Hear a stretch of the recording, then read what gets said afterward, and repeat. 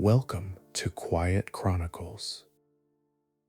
Carl Jung's life began in a pastor's house, but it did not remain inside the safe language of sermons, doctrine, and inherited belief. He grew into a doctor of the mind who listened to disturbed patients, studied dreams, followed symbols through old myths and forgotten religious texts, and finally turned his attention toward the most dangerous place his work could lead him: himself. Before Jung became the thinker of the shadow, the collective unconscious, archetypes, and individuation, he was a lonely Swiss boy trying to understand why the world outside him and the world inside him did not seem to obey the same rules. His story is not only about psychology, it is about faith, fear, ambition, friendship, rupture, and the strange courage required to look honestly at what human beings hide from themselves. If you enjoy long-form historical storytelling like this, a like and subscription helps Quiet Chronicles continue publishing new stories each week. And if you are listening tonight, tell us in the comments where you are listening from and which person, topic, story, or era you would like us to cover next. Carl Jung's journey begins far from fame, in a small Swiss religious household where the questions that would follow him for the rest of his life were already beginning to gather. Chapter 1: The Pastor's Son in Keswill. Carl Gustav Jung was born on the 26th of July, 1875, in Keswill, a small Swiss village near Lake Constance, into a household where religion was not decoration, but daily structure. His father, Paul Achilles Jung, was a reformed pastor, trained to speak with confidence about God, sin, grace, and the order of Christian life. His mother, Emilie Pricework Jung, came from a family with its own strong currents of piety, imagination, and inward intensity. Before Carl Jung became a physician, before he became a rival to Freud, before his name became attached to the shadow and the unconscious, he belonged to this clerical world of sermons, family expectation, and carefully inherited belief. Keswill did not keep him for long, yet its place in the story matters because beginnings often matter in ways that are not visible at the time. The village lay in the canton of Thurgow, on the southern shore of the lake, where Swiss Protestant life carried the marks of discipline, modesty, and communal watchfulness. Paul Jung's position gave the family status, but not comfort in any grand sense. A pastor's household was respectable, yet it was also exposed, because the minister's family lived partly under the eyes of others. The child born there entered a world where private life and public office could not be separated neatly. His father's work required words to stand in for certainty. Each week, Paul Jung had to preach doctrines that had been given to him by church, tradition, and study. Parishioners expected steadiness from a pastor, not visible doubt.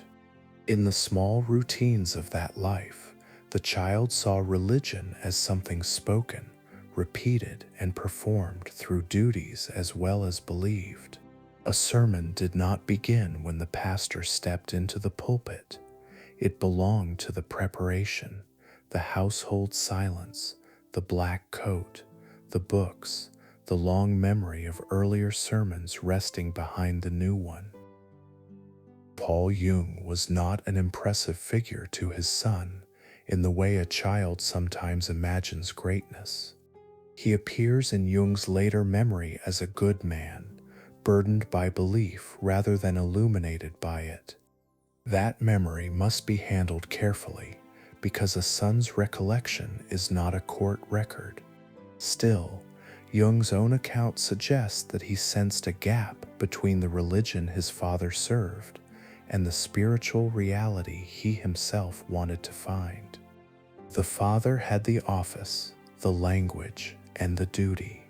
The son, even very young, began to feel that religious words could be repeated without satisfying the hunger that produced them.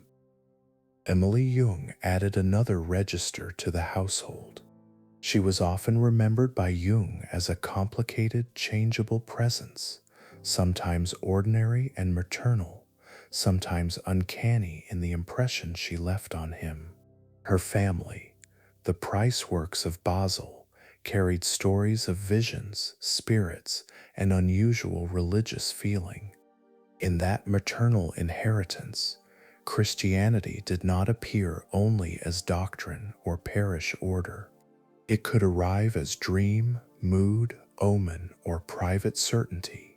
For a child already alert to hidden divisions, the contrast between father and mother became more than domestic difference. The family soon moved from Keswill to other Swiss settings connected with Paul Jung's appointments, and eventually toward the Basel world that would shape Carl's education. Basel mattered because it placed him near scholarship, old families, and the cultural memory of a city that had long belonged to European humanism. Yet the boy did not simply exchange village life for intellectual life. He carried the atmosphere of the parsonage with him. Religious language, family unease, and the feeling that visible life concealed another order all remained close. One of the most important facts about Jung's childhood is that he did not experience himself as simple. Later, he described a sense of divided personality, as if one part of him belonged to the child moving through school and family, while another seemed older, more remote, and less easily explained. Modern readers should not rush to make a diagnosis out of this memory. Jung himself used it as part of the story he told about his inward development. What matters historically is that from an early age he became attentive to inner doubleness, and this attention later gave his psychology much of its distinctive shape. School did not remove that sense of inward separation. The young Jung was not a smooth social child who moved easily through every expectation placed before him. He could be solitary, intense, and physically sensitive to pressure. In one remembered episode from his school years, after being pushed down by another boy, he fainted and later found himself drawn into repeated fainting spells when schoolwork approached. The episode has often been retold because Jung eventually interpreted it as a confrontation with avoidance, responsibility, and the will to return to ordinary life. A childhood symptom became, in later memory, an early lesson about the mind's ability to protect and deceive itself. That small schoolroom crisis deserves attention because it shows the kind of material Jung would later find meaningful. He did not treat the mind as a smooth instrument that merely calculated and obeyed. Even in childhood recollection, the body, fear, duty, and imagination were already tangled together.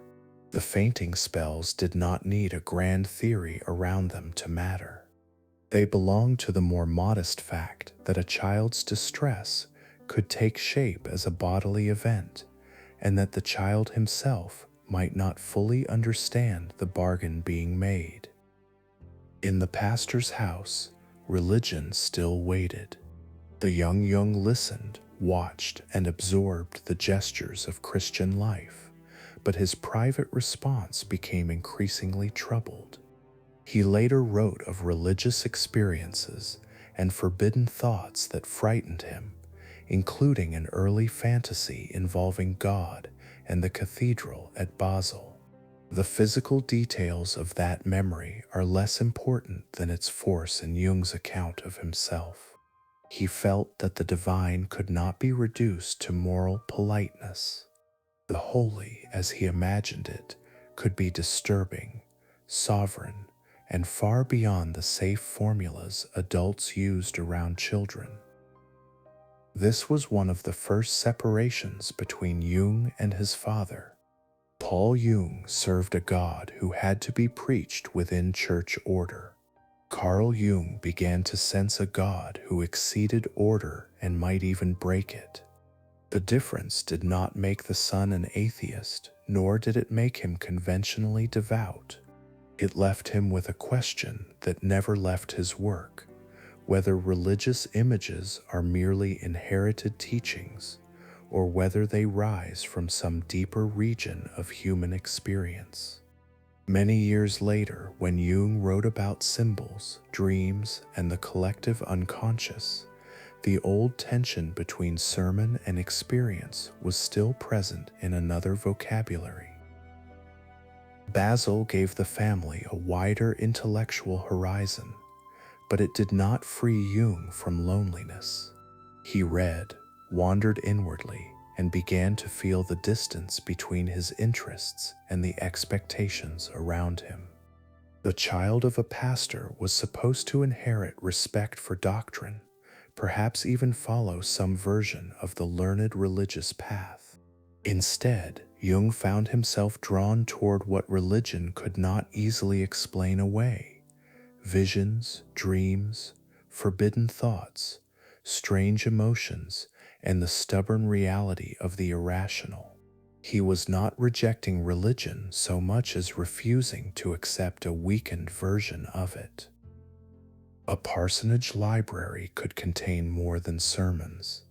Books carried older arguments, philosophical questions, and the residue of minds that had wrestled with the same difficulties in more disciplined form. Jung's later reading would move through theology, philosophy, medicine, mythology, and alchemy, but the habit of searching began before the categories were clear. He wanted an authority that did not merely repeat what it had been told.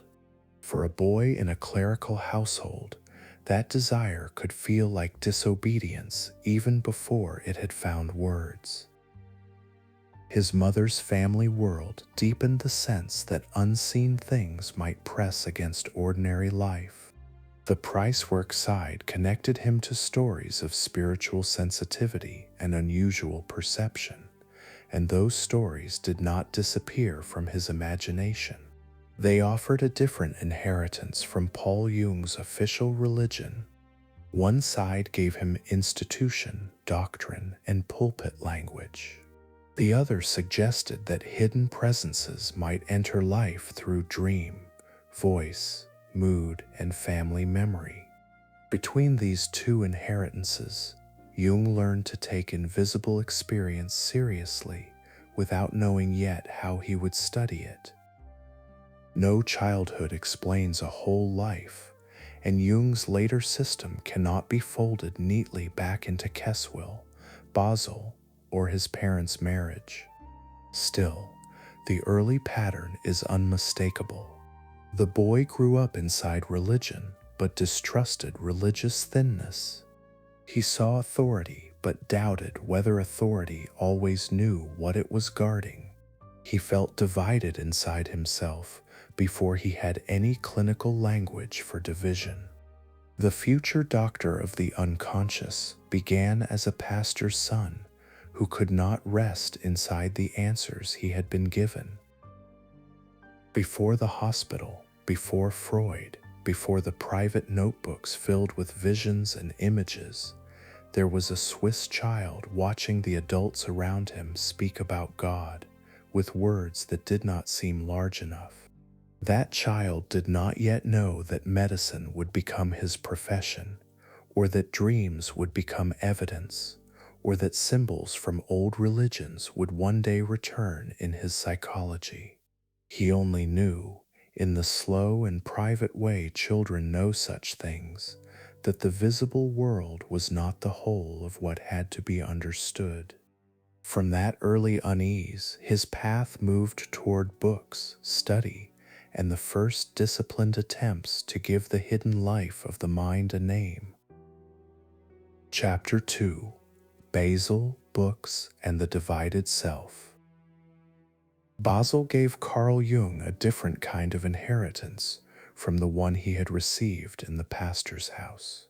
It was not free of religion, because few old European cities were free of religion in any deep sense, but its authority came through books, university rooms, family memory, and the long discipline of learning.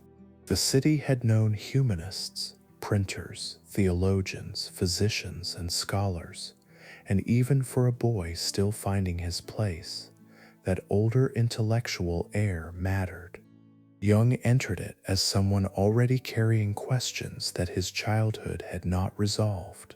In Basel, those questions began to find shelves, names, and arguments. His family's connection to the city widened the world around him. The prize works, his mother's people, belonged to a learned and religious Basel environment, where unusual inward experiences did not seem merely childish or shameful. Stories of visions, spiritual presences, and private communications belonged to the family atmosphere, not always as official doctrine, but as things spoken of with a seriousness that stayed in Jung's memory. This did not make him credulous in a simple way. It taught him, more quietly, that experience could arrive before explanation, and that the mind might produce events that respectable language struggled to hold. As a student, Jung moved through subjects with the appetite of someone who did not want a narrow life. He read philosophy, theology, natural science, and literature, sometimes with more urgency than order. The old questions returned in different forms. What was the soul if medicine studied the body? What was belief if belief could weaken inside the very people appointed to defend it? What were dreams, visions, and strange compulsions if they were neither holy messages in the old sense nor meaningless accidents in the new one? Basel did not answer these questions for him, but it gave him the habit of pursuing them through disciplined reading. A medical education offered a safer road than mystical speculation. It had examinations, lectures, laboratories, and a profession at the end of it. Jung entered the University of Basel to study medicine, and the choice placed him inside a modern world that valued observation and method. Anatomy, physiology, and clinical instruction did not depend on inherited belief. They required attention to what could be seen, described, tested, and compared. For a young man drawn toward invisible experience, medicine offered a paradoxical shelter. It allowed him to study human beings without announcing that he was searching for the soul. The student Jung did not leave his inner life behind when he entered the lecture hall. He carried it into his notebooks, into his reading, and into the private interpretations he made of himself. Later in life, he described himself as divided between a more ordinary personality and another presence that seemed older and more distant.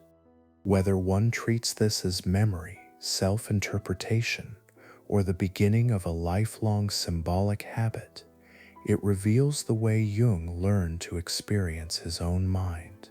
He did not feel like a single transparent person moving smoothly through the world. He felt watched from within by something that did not belong entirely to childhood.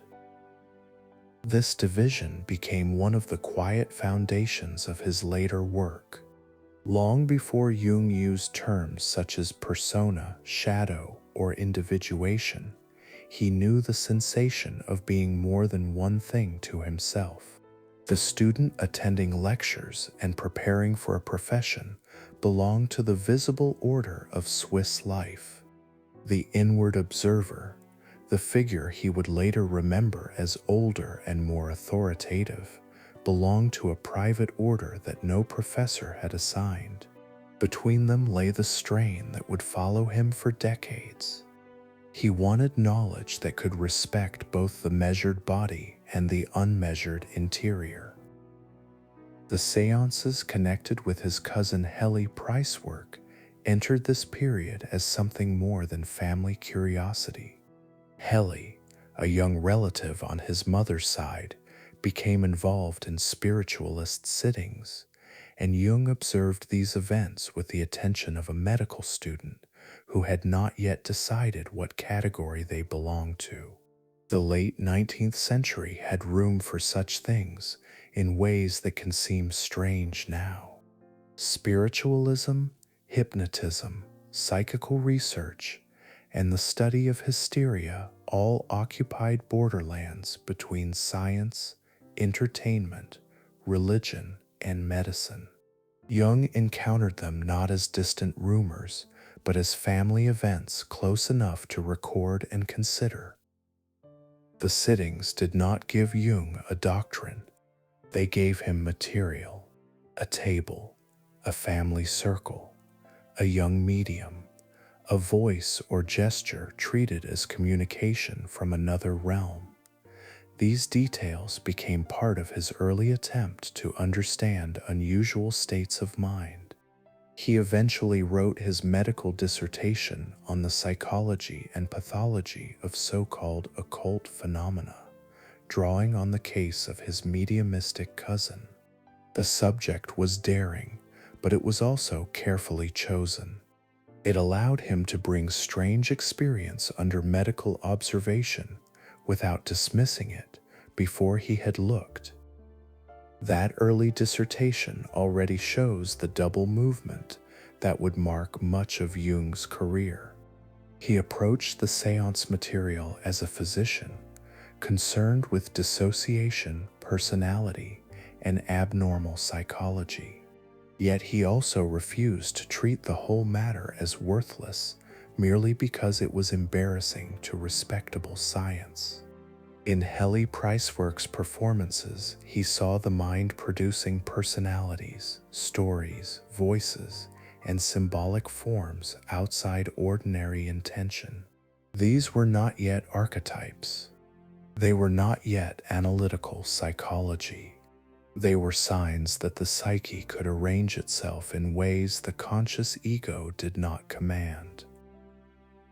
Around Jung, European medicine was changing. Psychiatry had begun to gather its own institutions, classifications, and ambitions, though it still carried many uncertainties. Mental illness was no longer treated only as moral failure or spiritual disturbance, but it had not yet found the stable scientific language that later generations would expect from medicine. Hospitals, case notes, and diagnostic categories stood beside older fears and social shame. A young doctor entering the field had to work in this mixed landscape. The mind was becoming medical, but it was not becoming simple. Basil's intellectual world suited that uncertainty. The city's older religious and humanist traditions had not vanished beneath modern science. They remained near enough for a student to feel their pressure. Jung could read Kant and Schopenhauer, think about Christian doctrine, attend to medical lectures, and still remember family stories of spirits and second sight. It was not a clean intellectual environment, and that was part of its importance. Clean environments rarely produce thinkers like Jung. His mind formed where disciplines overlapped and where no single authority could dismiss all the others without leaving something unexplained. Money and status also shaped these years, though quietly. Jung did not come from wealth that would have allowed him to drift indefinitely among interests. Medicine mattered as a profession, and professional life required discipline. The student who wandered through metaphysics still had to pass examinations and prepare for work. That practical pressure kept him tied to the ordinary world. It prevented his curiosity from floating away into pure speculation, because a doctor had to meet patients, read symptoms, keep records, and answer to institutions. His father's death in 1896 intensified the need for seriousness. Paul Jung's passing removed the central male figure from the household and placed new weight on the young man's future. The loss did not reconcile Jung to his father's religious world, but it deepened the emotional background from which he was moving. A dead father who had struggled with faith could not be answered by youthful rebellion alone. The son had to continue forward with unresolved questions still attached to love, disappointment, duty, and memory. Medicine now became more than a course of study. It became the route by which Jung could enter the human interior without speaking only as a theologian, philosopher, or spiritualist. Psychiatry, in particular, offered him a field where language, behavior, memory, fantasy, and suffering could be studied together. It stood close enough to science to satisfy his need for method, yet close enough to mystery to satisfy the part of him that refused reduction. The decision to move toward psychiatry was not a rejection of his earlier questions. It was the form those questions could take inside a modern profession. At the end of his Basel years, Jung had not yet become the figure later readers know. He had no school, no major theory, no circle of disciples, and no public break with Freud waiting behind him. What he had was more important for the beginning of a life, a set of unresolved tensions strong enough to organize his attention. Religion had disappointed him but had not lost its power. Science attracted him but did not seem large enough by itself. Occult phenomena disturbed him but also gave him cases to study. His own inward division troubled him, yet it sharpened his eye for division in others. From Basel, Jung moved toward Zurich and the Burg-Hertschli Hospital, where these private and intellectual pressures would meet the severe discipline of psychiatric work. The questions that had lived in family stories, student notebooks, and inward unease would now appear in patient speech, delayed answers, broken associations, and the records of a modern clinic. Jung had spent his youth wondering what hidden forces moved beneath ordinary life. At Burg-Hertschli, he would begin timing their traces with a stopwatch. Chapter 3: Burg-Hertschli and the Word Association Experiments. Burg-Hertschli stood above Zurich as one of the most important psychiatric hospitals in Europe, and for Carl Jung it became the place where private curiosity had to meet institutional discipline. The hospital was not a retreat for speculation. It was a working clinic, with patients, doctors, case notes, ward routines, and the constant pressure of minds that had come apart in ways no theory could tidy too quickly. When Jung arrived there at the beginning of the new century, he entered a world where the hidden life of the mind was not a childhood intuition or a family rumor. It was present in speech, silence, posture, memory, delusion, and the long daily labor of medical observation. Eugen Bleuler, the director of Burg-Hertschli, mattered greatly to the young doctor's formation. Bleuler was not merely an administrator standing above the hospital. He was one of the major psychiatric minds of his time, later known for his work on schizophrenia, a term he introduced to replace older language around dementia praecox. Under him, Berholtzley developed an atmosphere of seriousness and experiment. A patient's words were not treated only as symptoms to be classified and put away. They could become evidence, and evidence required patience.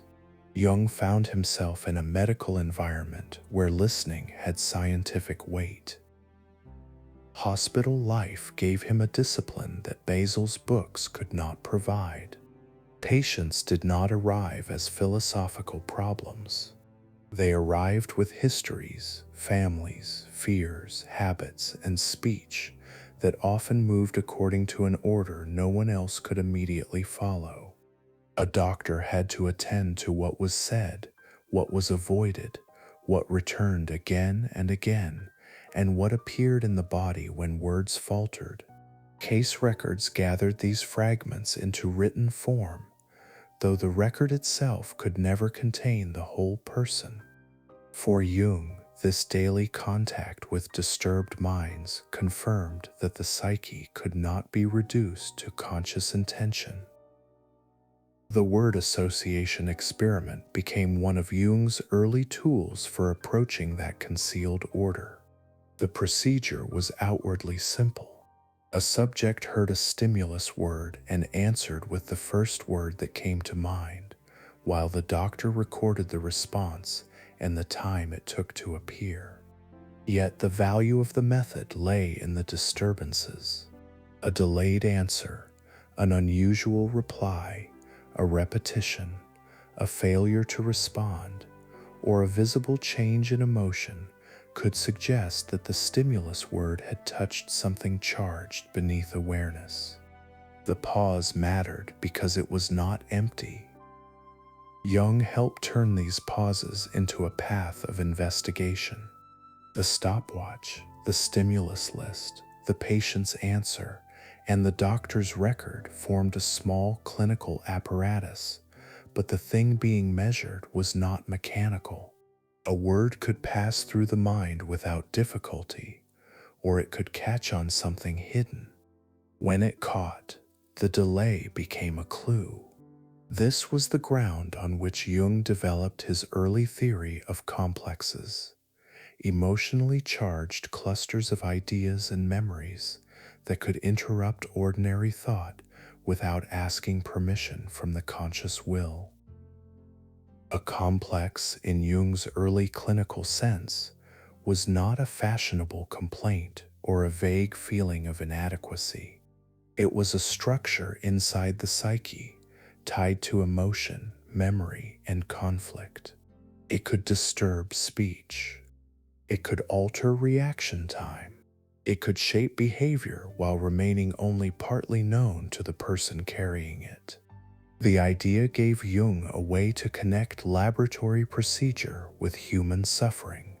A patient's delayed response to an ordinary word might open toward grief, shame, fear, sexuality, family conflict, or some other pressure that conscious speech had not yet admitted.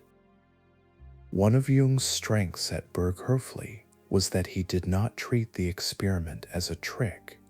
He understood that the value of the test depended on careful listening before and after the measured response. The time interval mattered, but so did the quality of the answer. A person who hesitated after a word connected with family, authority, guilt, or love was not merely failing a test. They were revealing, often against their own intention, that a region of the mind had been touched. Jung's later psychology would become far more symbolic, but here the work remained close to the table, the paper, and the recorded second. The hospital also placed Jung before severe forms of mental illness. Psychosis, hallucination, withdrawal, incoherent speech, and fixed delusion were not abstractions in Bergholtzli. They belonged to people who lived in the wards and required care. Jung became interested in whether the speech of such patients, even when it appeared broken, might still contain meaning. This was a crucial departure from approaches that treated psychotic speech as mere ruin. To Jung, even fragments might point toward an inner drama. The mind could be disordered without being meaningless. A patient's sentence might sound irrational when heard only as public communication.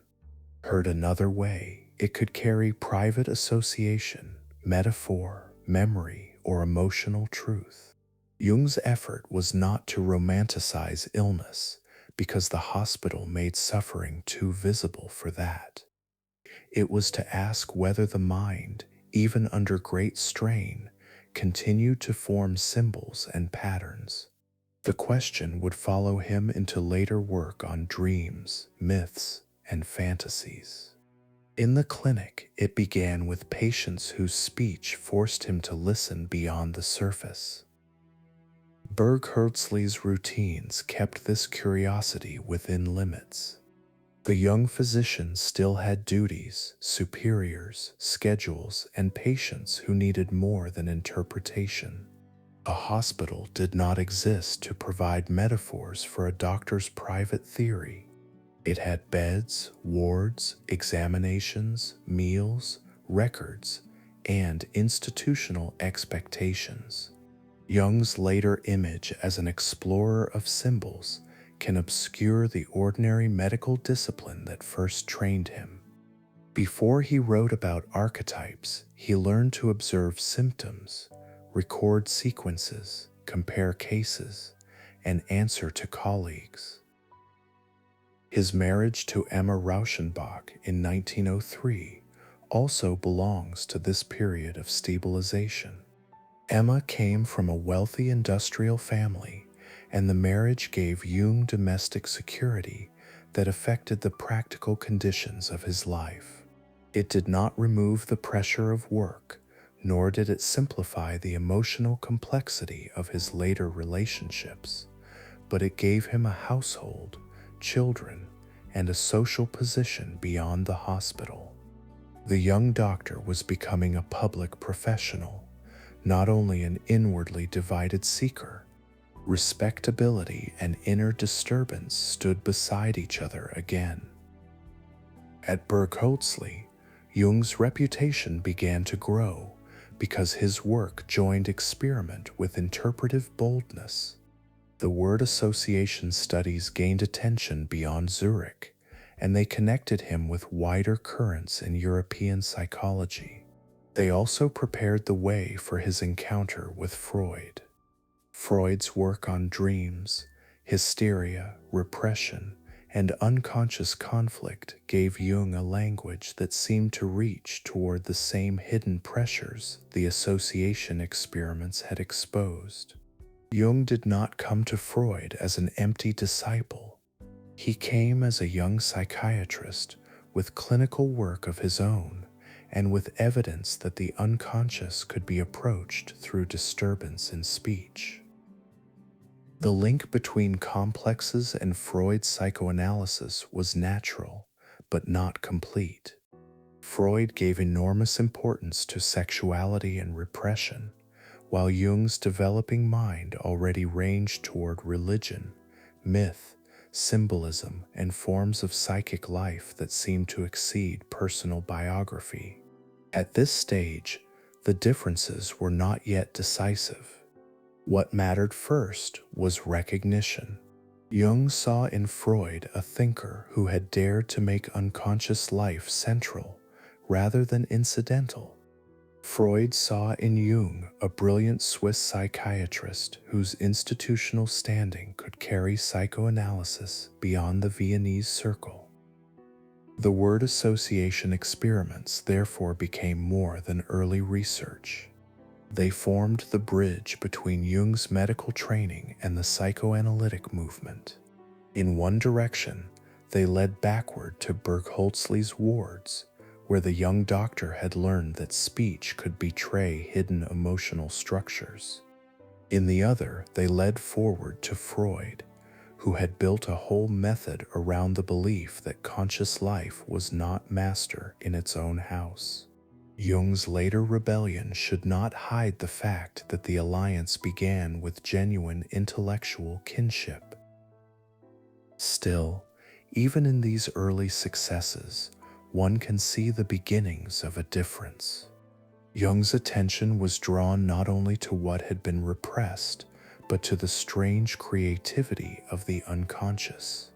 The mind did not only conceal pain, it produced images, stories, substitute personalities, symbols, and unexpected forms of meaning. That observation had come from his family seances, from his own inward division, and now from hospital work. Berg-Herzli gave him the clinical proof that the hidden life of the mind was active, patterned, and capable of speaking indirectly. By the time Jung's name began to circulate among those interested in psychoanalysis, he had already passed through several worlds that did not easily fit together. The pastor's son had carried religious unease into medical study. The Basel student had taken occult phenomena seriously enough to examine them clinically. The Berg-Herzli psychiatrist had learned to time a hesitation and treat it as a sign. These worlds had not resolved into a single doctrine, but they had prepared him for the meeting that would change his career. Freud was waiting in Vienna, surrounded by controversy, ambition, and the dangerous promise of a new science of the unconscious. Chapter 4: Freud, Vienna, and the Chosen Heir. Sigmund Freud entered Carl Jung's life first as a name attached to dangerous books. In the medical world of the early 20th century, Freud was already difficult to ignore and easy to mistrust, because he had placed unconscious conflict at the center of mental life and had spoken with unusual frankness about sexuality, dreams, symptoms, and repression. Jung did not encounter him as a young man looking for a master in the ordinary sense. He came to Freud from Berg-Herzli with clinical work behind him, word association experiments to his credit, and a growing conviction that hidden emotional forces could be studied through the disturbances they left in speech. Freud mattered to Jung because he seemed to have done what few respectable physicians were willing to do. He had treated irrational symptoms as meaningful rather than accidental. Hysteria, dreams, slips of the tongue, forgotten names, and compulsive thoughts became evidence in his hands, not mere debris around proper medical facts. For Jung, who had already watched delayed answers reveal complexes in the association test, this was immediately compelling. Freud's theory gave a broader intellectual frame to something Jung had seen in the clinic. Conscious life was not sovereign over itself. Their correspondence began before their first meeting, and the letters carried more than professional courtesy. Jung's support was valuable because he stood outside Freud's immediate Viennese circle. He was Swiss, Protestant by background, medically trained inside a major psychiatric institution, and not part of the Jewish intellectual world from which many early psychoanalysts came. Freud understood the importance of this difference. Psychoanalysis needed scientific allies who could help it survive beyond the suspicion that it was a narrow Viennese movement, a private doctrine, or a scandalous theory belonging only to one cultural group. Vienna gave the relationship its first great personal force. When Jung visited Freud in 1907, the meeting became famous because the two men spoke for many hours. The exact texture of that conversation cannot be recovered, as if a stenographer had preserved every turn, but its meaning in both biographies is clear. Freud found in Jung a brilliant younger physician with institutional authority and intellectual daring. Jung found in Freud a thinker who had gone further than anyone else in placing the unconscious at the center of modern psychology. The room in Vienna became, for a time, the place where two very different ambitions recognized each other. Freud's study itself has remained part of the memory of psychoanalysis. The desk, the couch, the shelves, and the antiquities that surrounded him as he worked. Those objects mattered because Freud lived among reminders of buried civilizations, fragments, figures, and recovered meanings. Jung, whose imagination already moved toward myth and old religion, could hardly have missed the irony. The man who insisted on the clinical interpretation of dreams also kept his working room filled with traces of ancient worlds. Between them, even before disagreement sharpened, there was a shared fascination with what lay beneath ordinary surfaces. The early friendship grew quickly into something that felt larger than friendship. Freud began to speak of Jung as an heir, and the language of succession entered their bond with unusual intensity. This was flattering, but it was also dangerous. To be named an heir is to receive honor and pressure in the same gesture. Jung was not being asked only to admire psychoanalysis. It was being asked to carry it, defend it, and perhaps protect it from enemies who had dismissed Freud for years. Jung accepted much of this role because he believed the work mattered. He defended Freud's ideas in medical and psychiatric circles where they were not always welcome. He helped widen the reach of psychoanalysis beyond Vienna, and his position at Burghölzli gave the movement a kind of institutional seriousness it badly needed. The young Swiss doctor could speak the language of experiment and hospital practice. That made him useful to Freud, but it also preserved a part of his independence.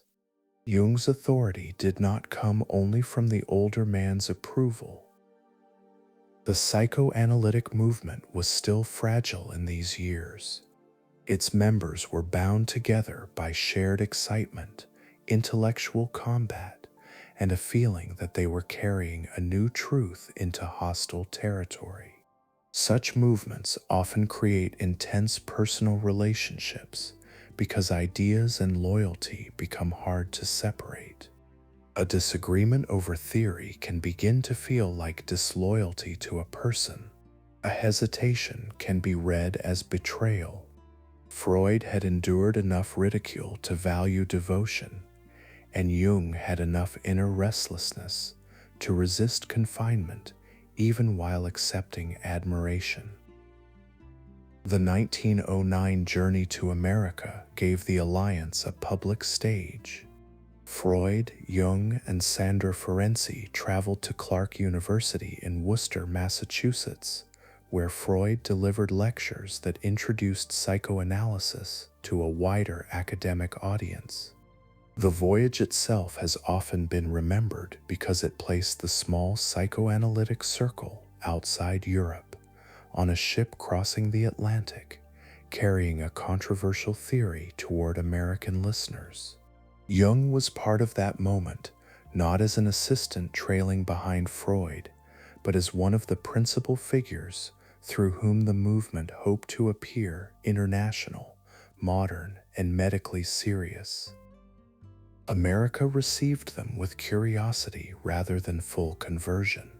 The Clark lectures gave Freud recognition he had not always enjoyed in Europe, and Jung's presence helped display psychoanalysis as more than a private Viennese affair.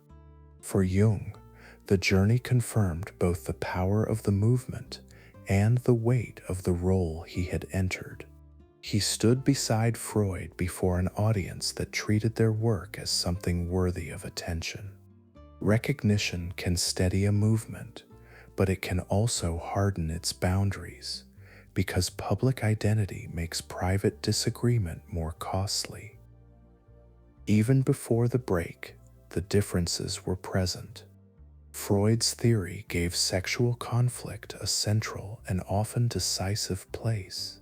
Jung accepted the importance of sexuality, but his imagination moved toward a wider field of psychic energy. Religion, myth, fantasy, and symbolic life seemed to him too large to be treated mainly as disguised forms of personal sexual history. Freud worried that such widening might weaken psychoanalysis and draw it back toward mysticism. Jung worried that Freud's insistence might reduce the mind to too narrow a principle.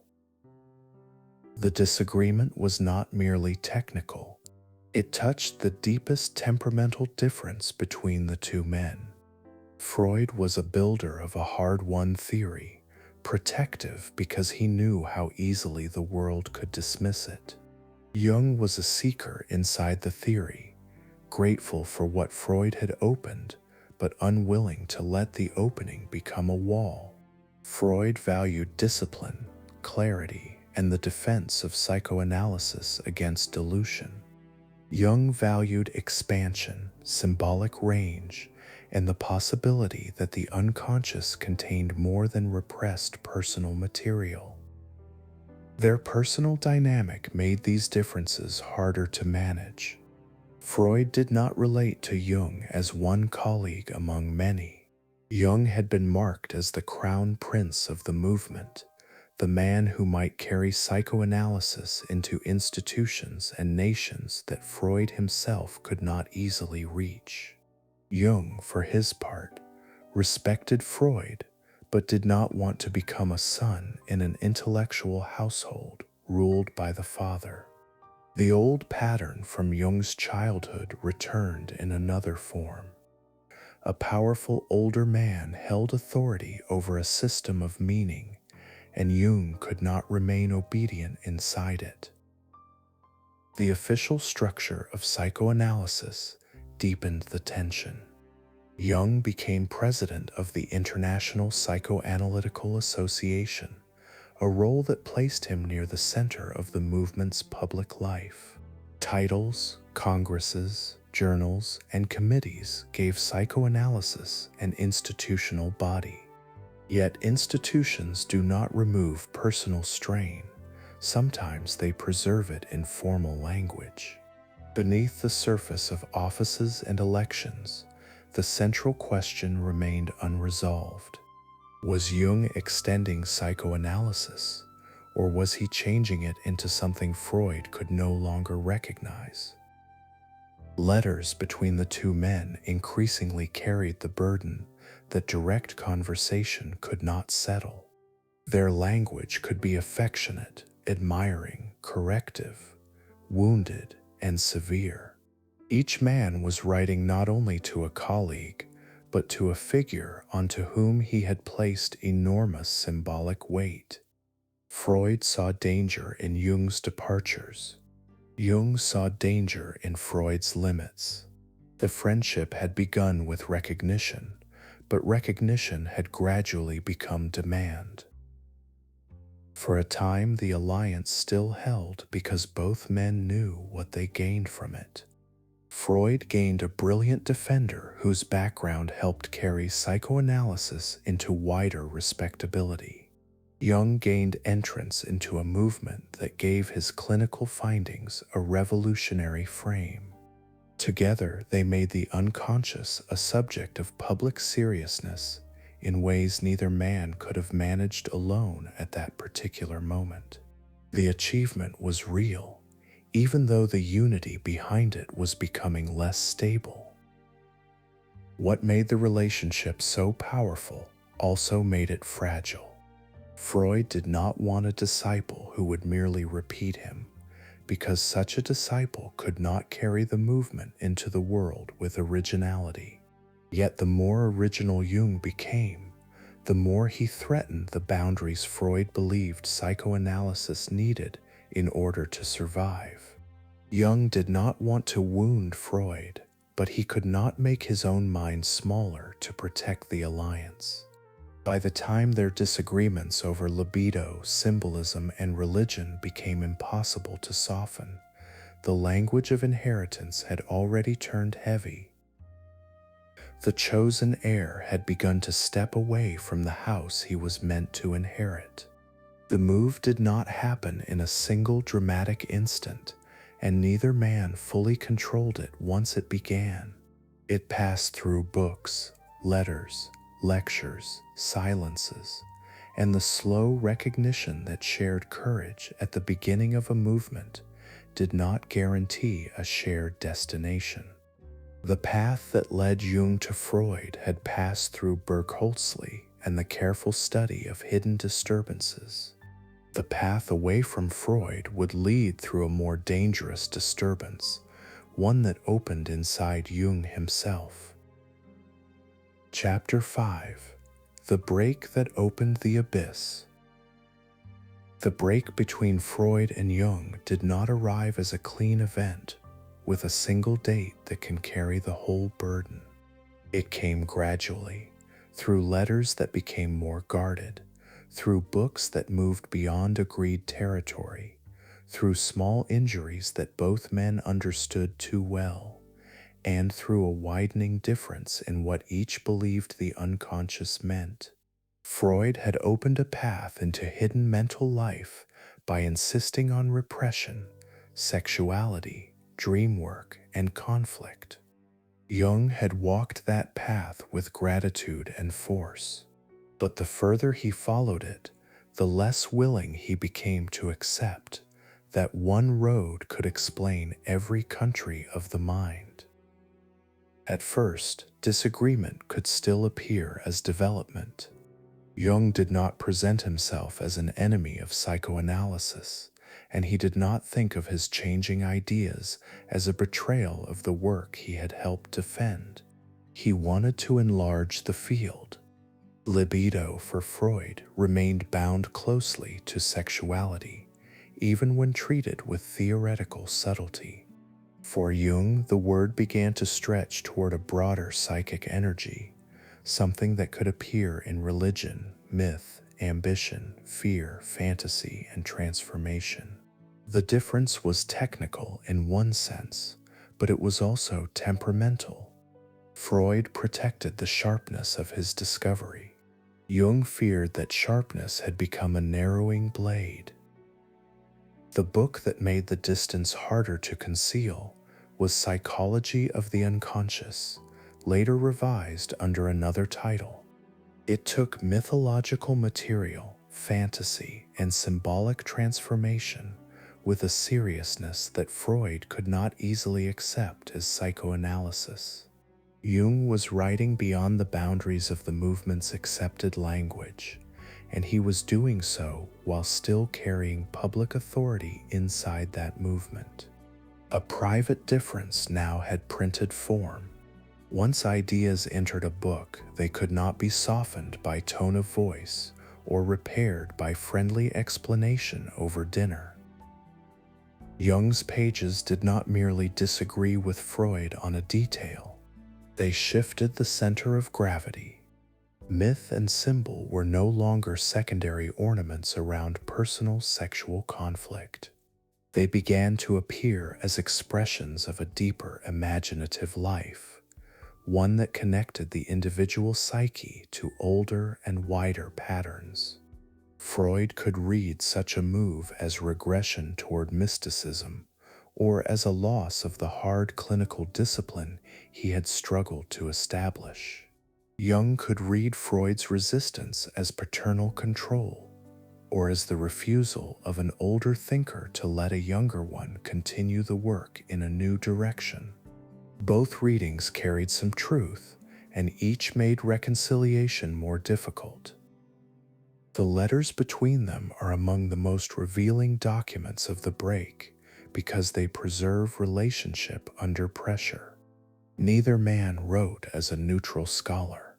Freud wrote as the founder of a movement that had been mocked, attacked, and misunderstood and therefore guarded its borders with the vigilance of someone who knew how easily a discovery could be lost. Jung wrote as a man who had once accepted the place of heir, but who now felt that the inheritance came with conditions he could no longer bear. Their words often tried to remain civilized. Beneath the civility lay disappointment. One small fact about intellectual movements is that disagreement becomes more painful when the movement is young. A mature discipline can survive many schools, many technical quarrels, and many rival journals. A fragile movement, still fighting for legitimacy, experiences dissent as danger. Psychoanalysis in these years had not yet become a broad cultural language. It still depended on loyalty, strategy, and the public presentation of coherence. When Jung moved away from Freud's central doctrine, he was not only changing his own mind, it was altering the visible shape of a cause. That burden fell on Freud with unusual force. He had endured years of isolation, professional suspicion, and ridicule. To him, the sexual theory was not an accidental feature of psychoanalysis, but one of the hard truths that made the work necessary. If Jung softened it, widened it, or translated it into a general theory of psychic energy, Freud could see the result as retreat. The world had always wanted a less offensive psychoanalysis. Jung's revision seemed to offer one, and Freud was not prepared to watch his most promising ally make the theory safer by making it, in his eyes, less true. Jung's burden was different. He had not come to psychoanalysis as a young disciple with no world of his own. Berg-Herzli, the association experiments, spiritualist material from his student years, religious unease from childhood, and his own divided inner life had prepared him for Freud, but they had not been created by Freud. The alliance gave him language and courage, yet it could not contain all the material he brought to it. When Freud asked for loyalty to a central principle, Jung heard something more personal than theory. He heard the old demand of authority. The father and son pattern, so often noted in their relationship, should not be used too heavily, because it can flatten both men into roles. Freud was more than father, Jung more than son. Still, the pattern mattered because both men seemed to feel it. Freud wanted continuity, protection, and succession. Jung wanted recognition without submission. Their bond had been charged from the beginning by the language of inheritance, and that language made ordinary disagreement almost impossible. To differ from a colleague is one thing. To differ from the man who is named one heir is another. In 1912 and 1913, the strain became unmistakable. Jung's writings moved further from Freudian orthodoxy, and the personal warmth between the two men thinned. Friends and colleagues inside the psychoanalytic world had to understand where they stood. Institutions require decisions even when emotions have not settled. Jung eventually resigned from positions connected with the psychoanalytic movement, and the separation became public enough that neither side could pretend it was temporary misunderstanding. What had begun as alliance became division. The cost to Jung was not only professional. He lost a central relationship, a movement, and a role in which his future had once seemed clear. The loss left him exposed. For years he had stood partly within Freud's structure, even when testing its limits. Outside it, he had to discover whether his own psychology could stand without the authority of the man whose work had helped open the unconscious to him. Freedom can feel empty at first because it removes not only constraint but shelter. Jung had gained space, but the space was severe. Freud also lost something real. Later accounts sometimes make the break seem inevitable, as if the two men had only been waiting to reveal permanent opposition. That misses the earlier force of the relationship. Freud had seen in Jung a future for psychoanalysis beyond its first circle, beyond Vienna, beyond the accusations that it belonged to a narrow group of believers. Jung's departure wounded that hope. It also confirmed Freud's fear that departures from his theory would not extend psychoanalysis, but dissolve it into vaguer, more acceptable forms. Around the break, Jung's physical and emotional state became more unsettled. He continued to work, see patients, write, and maintain outward responsibilities, but inwardly he entered a period he later described as a confrontation with the unconscious. The phrase is famous because it seems dramatic, yet the reality was also slow and disciplined. Jung did not simply collapse into disorder. He began to record fantasies, images, dialogues, and inner experiences with a seriousness that belonged partly to a doctor, partly to a writer, and partly to a man trying not to lose himself. This period cannot be understood only as illness, and it cannot be understood only as revelation. It belonged uneasily between those categories. Jung was frightened by some of what he experienced, but he also chose to observe it. He allowed images to arise, gave them attention, and later developed the practice he would call active imagination. The doctor who had once timed a patient's delayed answer now turned the same grave attention toward his own interior life. The clinic had taught him to listen for hidden structures in others. The rupture with Freud left him listening to his own. The danger was that private experience might become private certainty. Jung's later work drew enormous energy from this inward period, but it also inherited the difficulty of proving what had been discovered there. A vision can matter deeply to the person who has it. A symbol can organize a life, yet the passage from inward event to general theory is never simple. Jung's greatness and vulnerability both gathered near this point.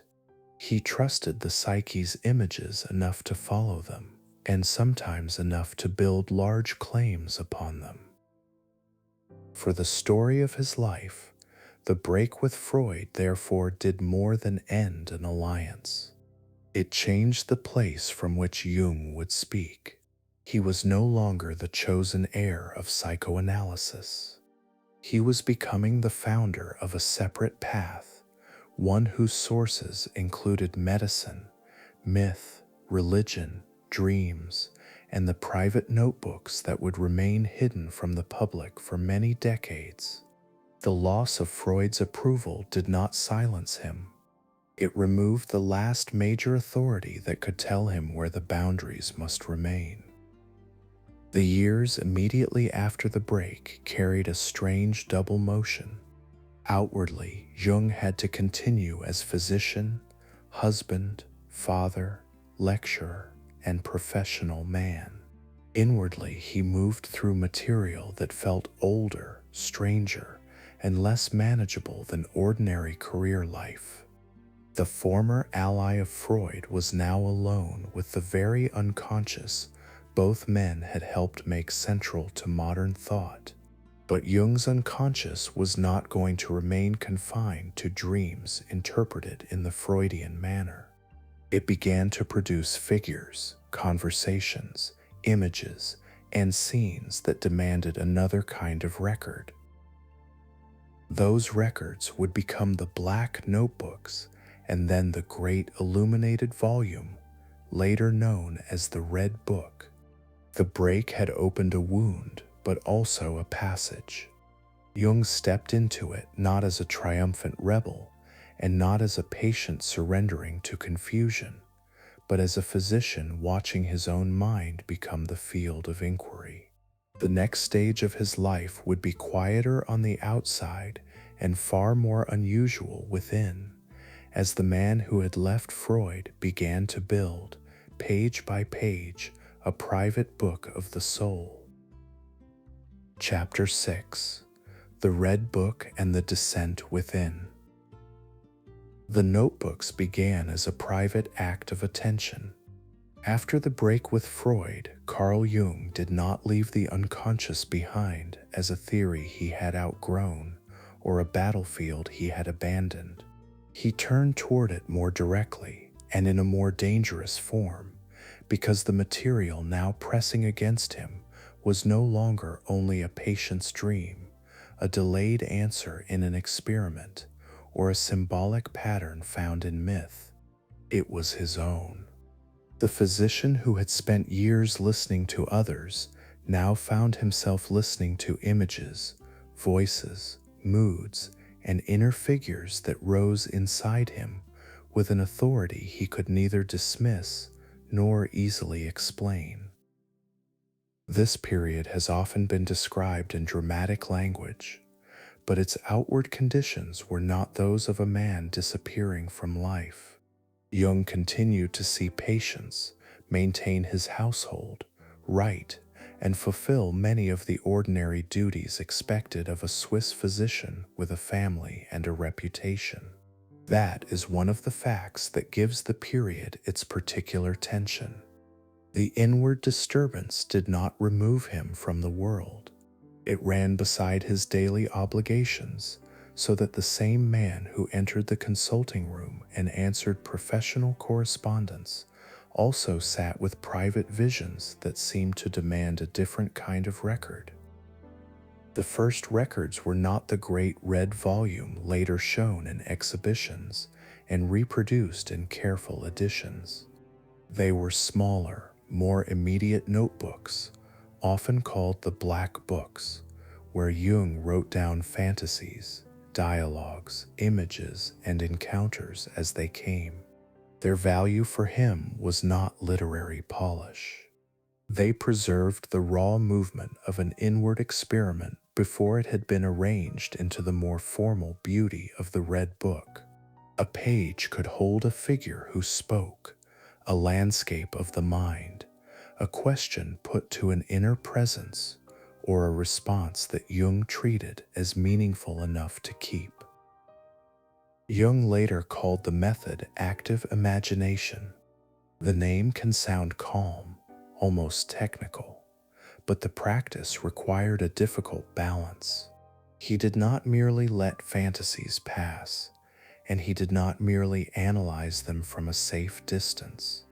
He allowed the image to develop, entered into relation with it, and then tried to observe what had occurred without surrendering ordinary judgment. In this, his medical disciplines still mattered. The son of the pastor and the student of seances had become a doctor, and the doctor's habit of recording prevented the experience from dissolving into dreamlike confusion. One of the striking things about this work is its mixture of humility and danger. Jung treated the unconscious as if it possessed a reality that conscious intention could not command, yet he also believed that a person could enter into dialogue with it. That belief placed him far from Freud's narrower account of unconscious life. It also placed him near older traditions of vision, prophecy, and revelation, though Jung tried to translate such material into psychological terms rather than return fully to theology. His mind moved between categories that modern culture prefers to keep apart. The images that came to him were not small private symbols in the ordinary sense. They included figures with names, voices, and mythic weight. Some seemed ancient, some religious, some foreign to his conscious personality. Jung encountered, among others, the figure he called Philemon, an old man with wings who became for him a kind of inner teacher. Whether one reads Philemon as fantasy, symbol, dissociated figure, or psychological construction, the historical fact remains that Jung treated the encounter with gravity. He did not regard the figure as a passing ornament of imagination. Philemon mattered because he helped Jung think of the psyche as a field larger than the ego. The conscious personality in this view was not the sole author of thought.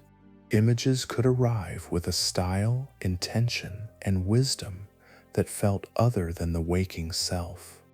Jung was careful, at least in his own terms, not to identify such figures too quickly with external spirits. Yet he did not reduce them to meaningless invention either. He gave them a middle status, psychological and symbolic, powerful enough to teach, but not simple enough to define.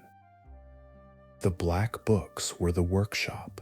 The red book became the vessel. Jung took material from the earlier notebooks and transformed it into a large illuminated manuscript written in calligraphic script and accompanied by painted images. The physical form matters. This was not a typed clinical report, not a journal article, not a hospital case file.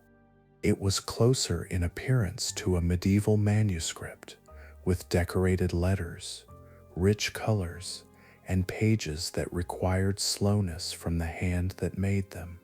Jung gave inward experience a material body of unusual care.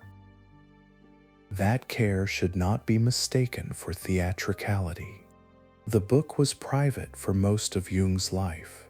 He did not publish it as one of his scholarly works, and for decades after his death it remained largely unseen outside a limited circle. Its private status tells us something important. Jung knew that this material belonged close to the source of his later psychology, but he also knew that it did not fit easily inside academic form. It was foundational, but not ordinary evidence.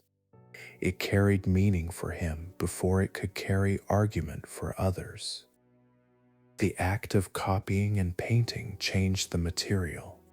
A sudden image recorded in a notebook became, on the larger page, something shaped by time, choice, color, and discipline. Jung was not merely preserving visions. He was working them over, living with them, and placing them into a form that could bear repeated attention. The hand that wrote slowly across the page became part of the psychological process. Thought was not only in the sentence, it was in the labor of making the page answer to the experience. This is one reason the Red Book occupies such a strange place in Jung's biography. It stands behind many of the ideas that later appeared in public language, yet it does not behave like a source book that explains them neatly. The reader looking for a clean theory of archetypes, individuation, or the collective unconscious will find something more difficult. The book contains stories, speeches, confrontations, images, and symbolic movements that feel closer to dream than doctrine. Jung's later concepts came partly from trying to understand what such material meant and how it might belong to a larger psychology. During these years, he was not only recovering from Freud, he was discovering what life after Freud would require. If he no longer accepted Freud's authority over the unconscious, he had to ask what kind of authority the unconscious itself possessed. That question could not be answered by rebellion alone. A rebel may leave a master and still remain shaped by the master's outline. Jung's confrontation with the unconscious forced him to build a different center, one that did not depend on Freud's approval and did not merely invert Freud's ideas. The danger lay in the possibility of being overwhelmed. Jung himself later suggested that he had to find ways of grounding the experience, and his professional life helped him do that. Patience, family, appointments, writing, and daily order were not interruptions to the inner work. They were the ordinary structures that kept it from consuming him. He could enter the depths of fantasy because he still returned to the disciplined world of time, paper, work, and obligation. The boundary between experiment and breakdown remained serious enough that he never treated it lightly.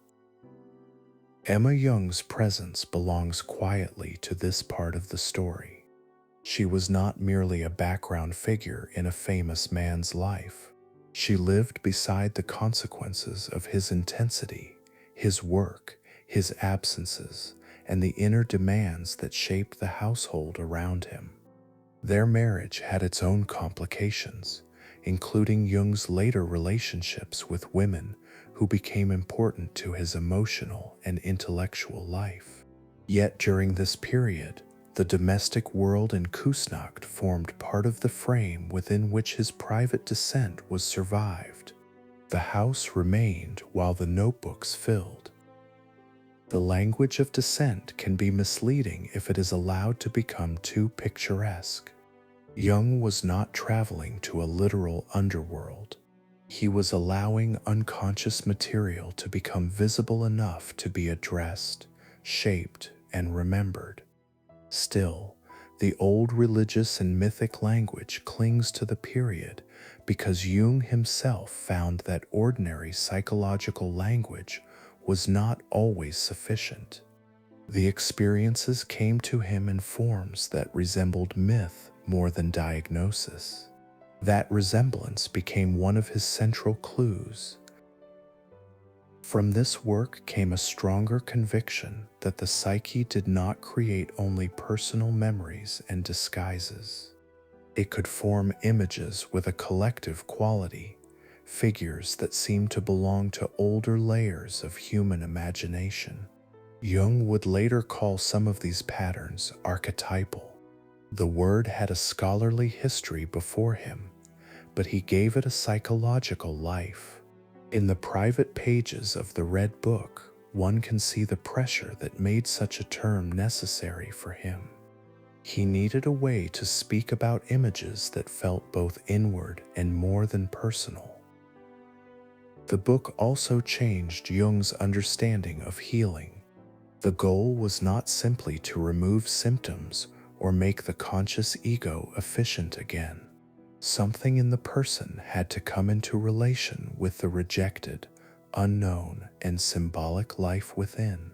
This would later become part of what he called individuation, the slow process through which a person becomes more whole by facing what had been split off or ignored. In the Red Book period, that idea was not yet a polished doctrine. It was a lived necessity recorded in ink and color. Jung's later public work rarely revealed how much had passed through these private pages. He translated the material into lectures, essays, concepts, and clinical language, but the original intensity remained partly hidden. This concealment helped protect his professional authority. It also delayed a fuller understanding of how his mature psychology had been formed. When the Red Book finally became widely available long after his death, readers could see more clearly that Jung's system had not grown only from hospital observation or comparative scholarship. It had also grown from an extraordinary confrontation with his own inner life. The Red Book years left Jung changed. The rupture with Freud had removed him from one intellectual home, but the notebooks gave him the raw material for another. He emerged with a psychology that would place dreams, symbols, mythic patterns, and inner figures near the center of human development. Whether one accepts or questions his conclusions, the historical movement is clear. Jung had taken the crisis that followed his break with Freud and made it into a private discipline. The next stage of his work would be to carry those discoveries outward into the language of archetypes, dreams, and the collective unconscious. Chapter 7: Archetypes, Dreams, and the Collective Unconscious.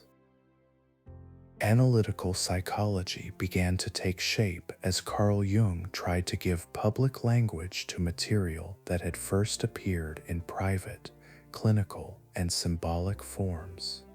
The hospital had shown him that unconscious life could disturb speech and behavior. Freud had shown him that dreams and symptoms could be treated as meaningful.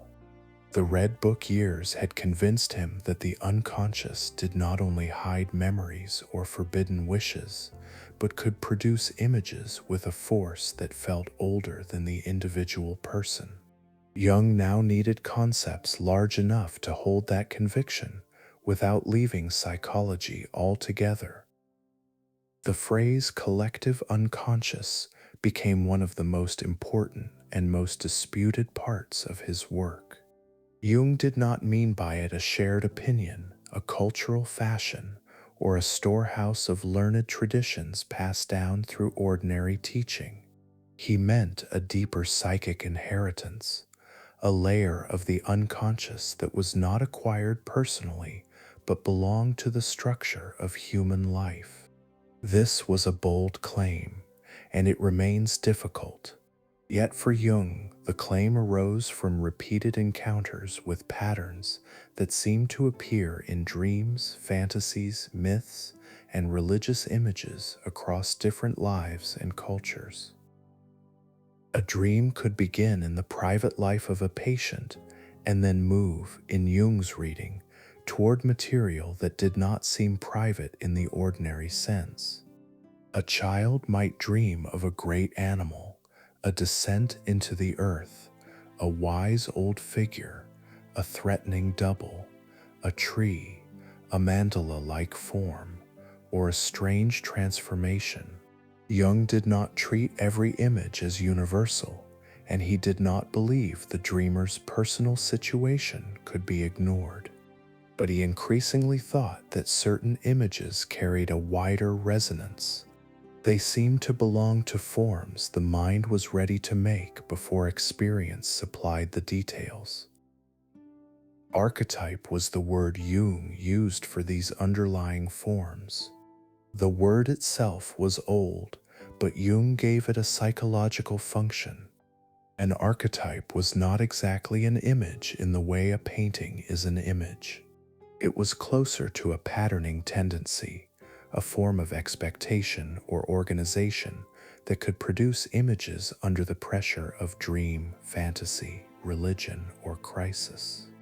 A mother figure in a dream was not automatically the dreamer's actual mother. A shadowy pursuer was not automatically a literal enemy. The psyche, Jung believed, shaped experience through inherited forms that became visible only when clothed in particular symbols. This distinction mattered because Jung did not want archetypes to become a crude catalog. The mother, the hero, the trickster, the wise old man, the child, the shadow, and the great feminine could all appear in his writings, but their value did not lie in naming them quickly. A name could become a shortcut, and shortcuts were dangerous in the very territory Jung was trying to describe. The work of interpretation required attention to the dreamer, the moment of life, the emotional charge of the image, and the broader symbolic tradition into which the image might fall. An archetype was not a label pasted over a dream. It was a way of asking why certain forms returned with such gravity. Jung's consulting room became one place where these ideas developed. Patients brought dreams, drawings, fears, fantasies, and repeated inner figures, and Jung listened for both personal history and symbolic depth. He was interested in the places where a patient's material could not be exhausted by biography. A dream of water, for example, might belong to the dreamer's own memories, but it might also carry older associations of birth, danger, cleansing, depth, or the unknown. Jung did not want to strip away the personal meaning. He wanted to set it beside a larger field. That larger field took him into myth, Greek stories, Egyptian religion, Christian symbolism, fairy tales, Gnostic fragments, medieval visions, and tribal materials entered his work as evidence of recurring human patterns. This comparative method gave his psychology an unusual breadth.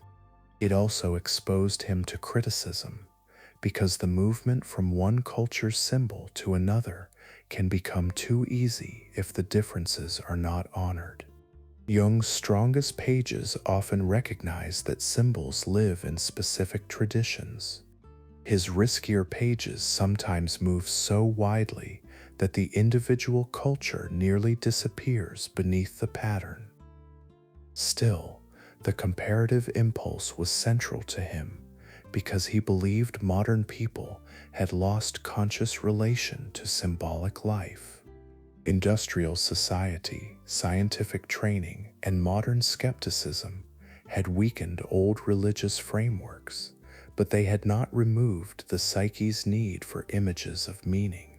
When such images were not held by shared ritual or belief, Jung thought they might return in dreams, symptoms, fantasies, or collective disturbances. The old gods, in his psychological language, had not died so much as changed address. They appeared less often in temples and more often in nervous suffering, private visions, and mass movements. This was one of Jung's most characteristic interpretive moves. He did not simply ask whether a belief was true in a doctrinal sense. He asked what psychic function the belief had served and what happened when that function disappeared. A religious image could be historically false to one kind of inquiry and psychologically real to another. A myth could fail as literal history and still reveal a structure of human fear or hope. Such distinctions made Jung attractive to readers who could no longer believe in inherited religion, but could not accept that religion had been meaningless. Dreams held a privileged place in this work because they seemed to Jung to speak in the psyche's own language. They did not usually explain themselves through clear argument. They arranged scenes, figures, reversals, exaggerations, and images that required patient attention. Freud had treated dreams as royal roads to the unconscious, often reading them through wish, disguise, and conflict. Jung accepted the seriousness of dreams, but gradually moved toward another view. He believed that dreams could compensate for the conscious attitude, bringing forward what the waking personality had neglected, denied, or failed to understand. The compensatory function of dreams became one of his most practical ideas. A person who lived too much in control might dream of disorder. A person who saw himself as only kind might dream of cruelty. A person who clung to a public identity might dream of a rejected figure standing nearby. The dream in Jung's account did not merely repeat the conscious life. It corrected, balanced, challenged, or deepened it. This was not always comforting. A dream could be a severe teacher because it showed the person what the waking ego had kept outside its preferred self-image. Jung's method of amplification grew from this respect for dream images.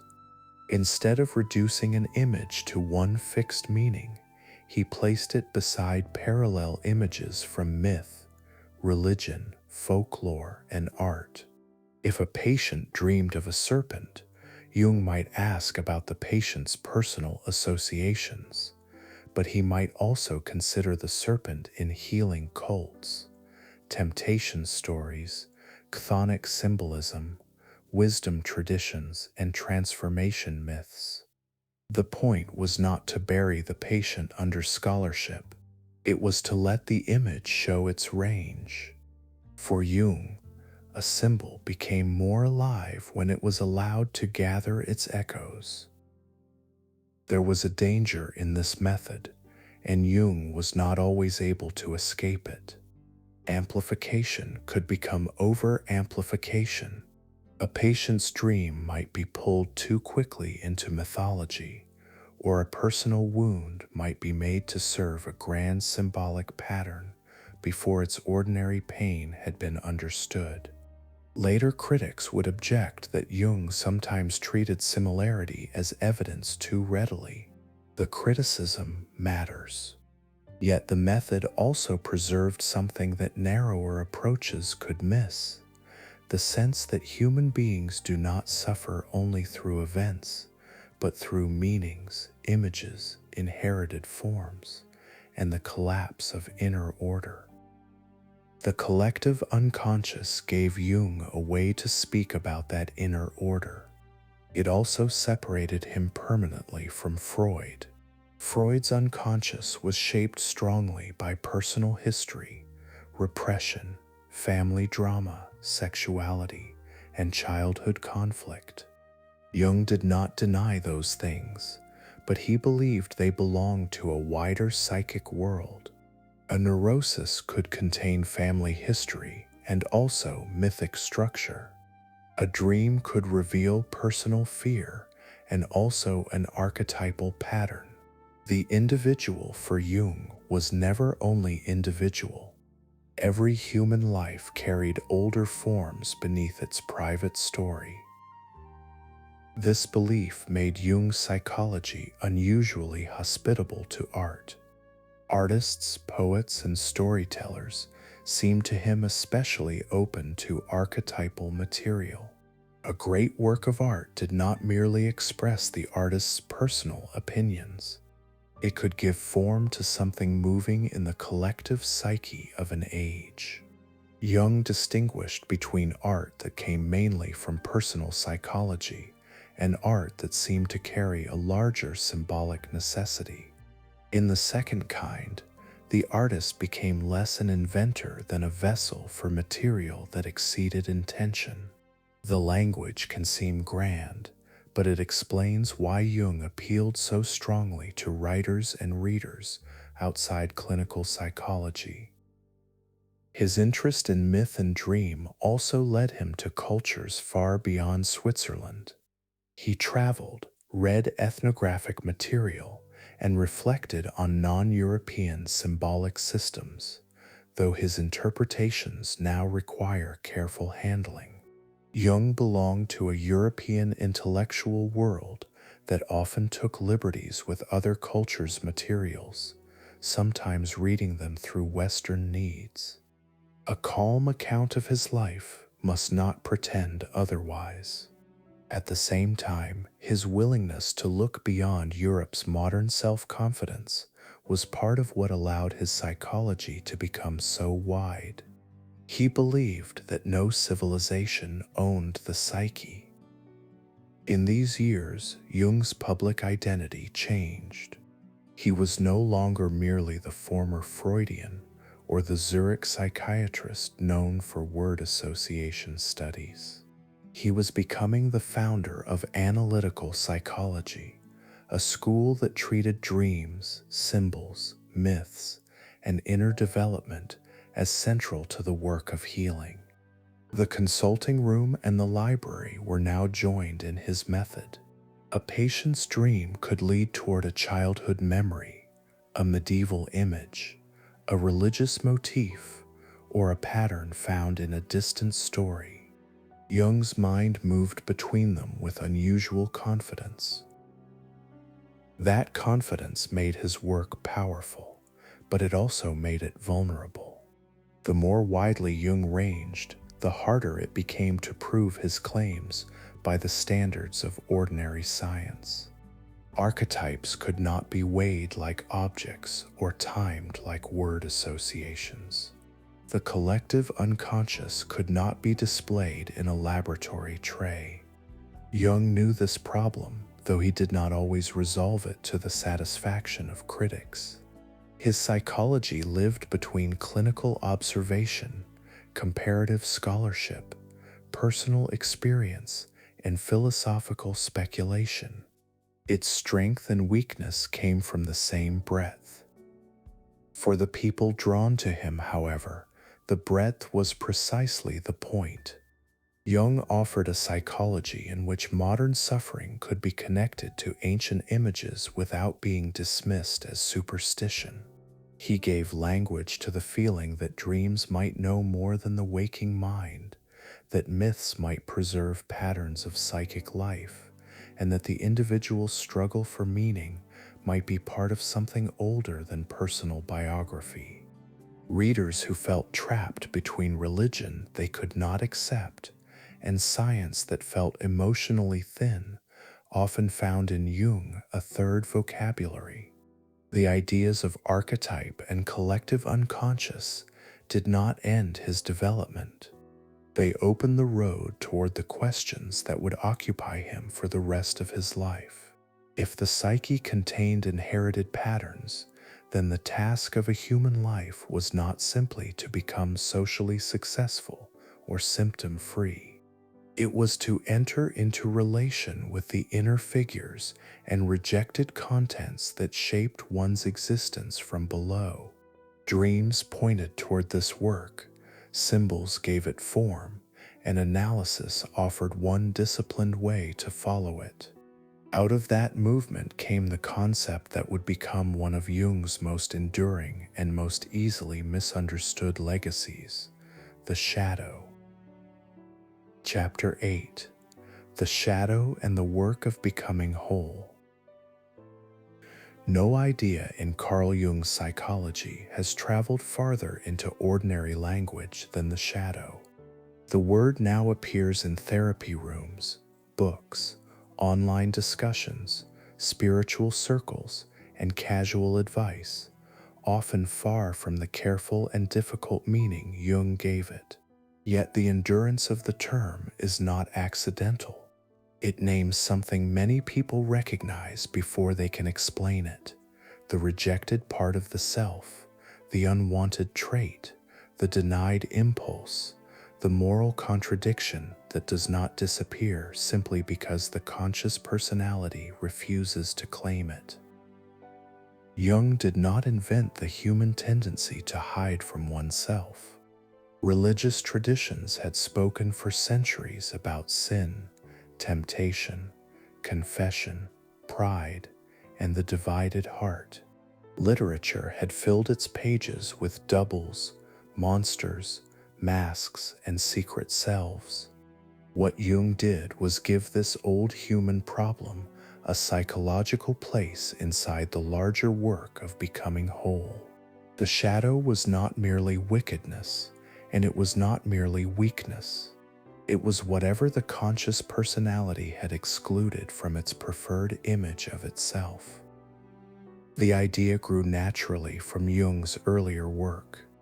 At Berkholtzli, he had seen complexes interrupt speech and behavior. In dreams, he had seen figures appear that seemed to challenge the dreamer's conscious attitude. In his own confrontation with the unconscious, he had encountered inner presences that could not be dismissed as polite extensions of his public self. The shadow gathered these observations into a moral and psychological problem. A person could live with a carefully maintained identity while other parts of the psyche waited outside the circle of recognition. Persona was the companion idea that helped make the shadow clearer.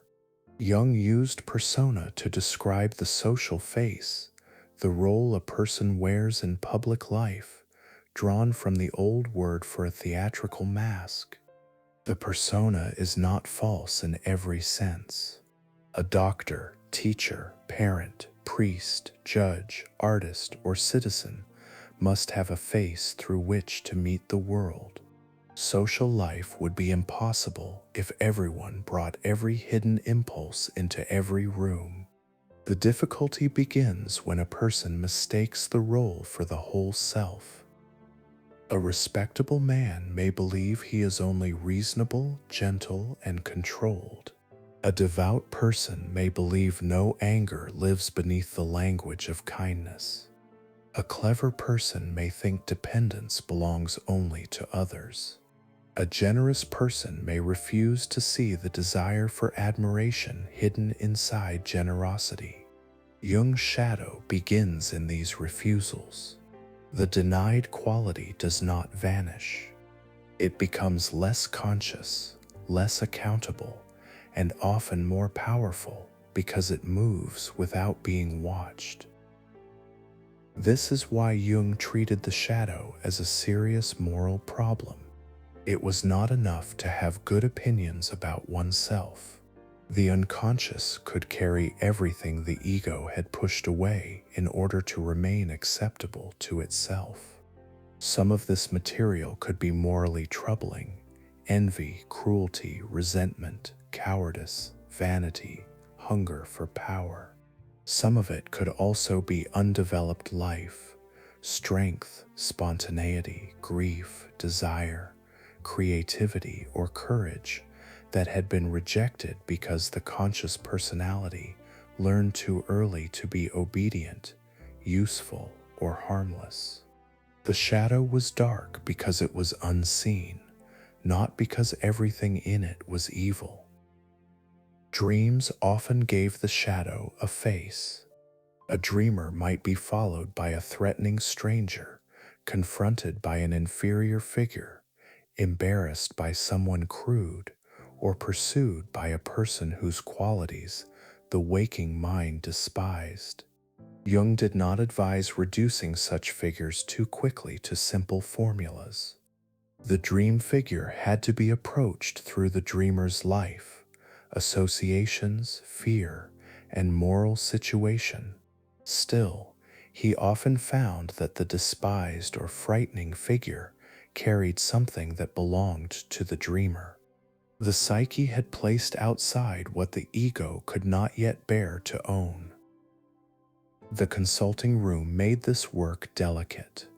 A patient could not be helped by being accused into self-knowledge. The shadow had to be approached with patience because shame can make the ego more defended rather than more honest. Jung understood that people build their public selves for reasons. A persona may protect a wounded life. A denial may have begun as adaptation.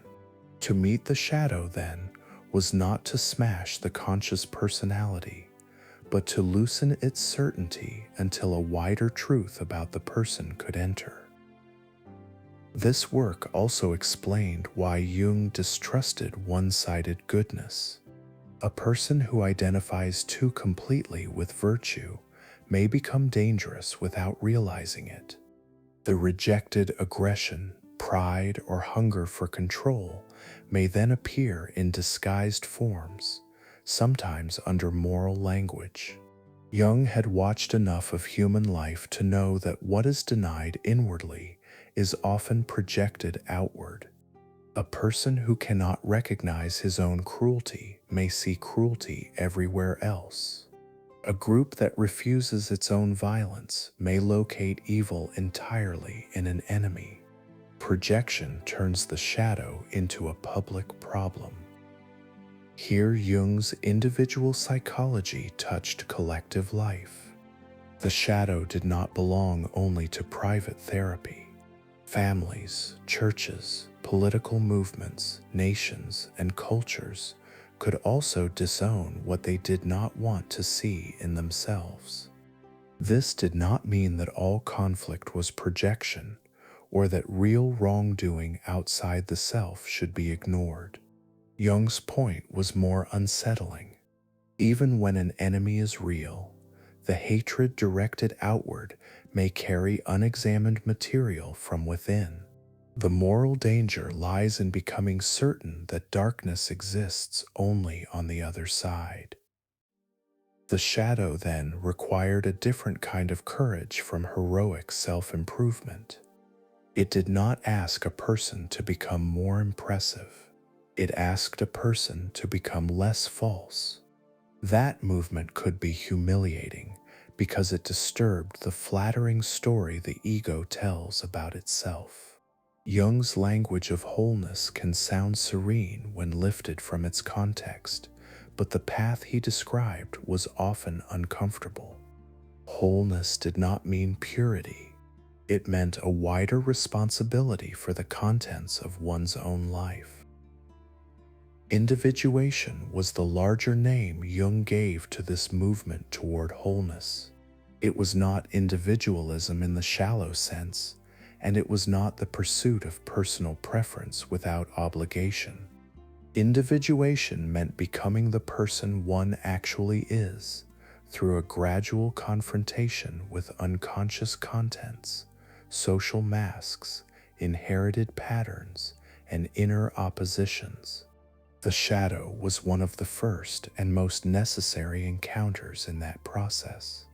No one could move toward the self in Jung's larger vocabulary while remaining innocent of the darker or neglected sides of the personality.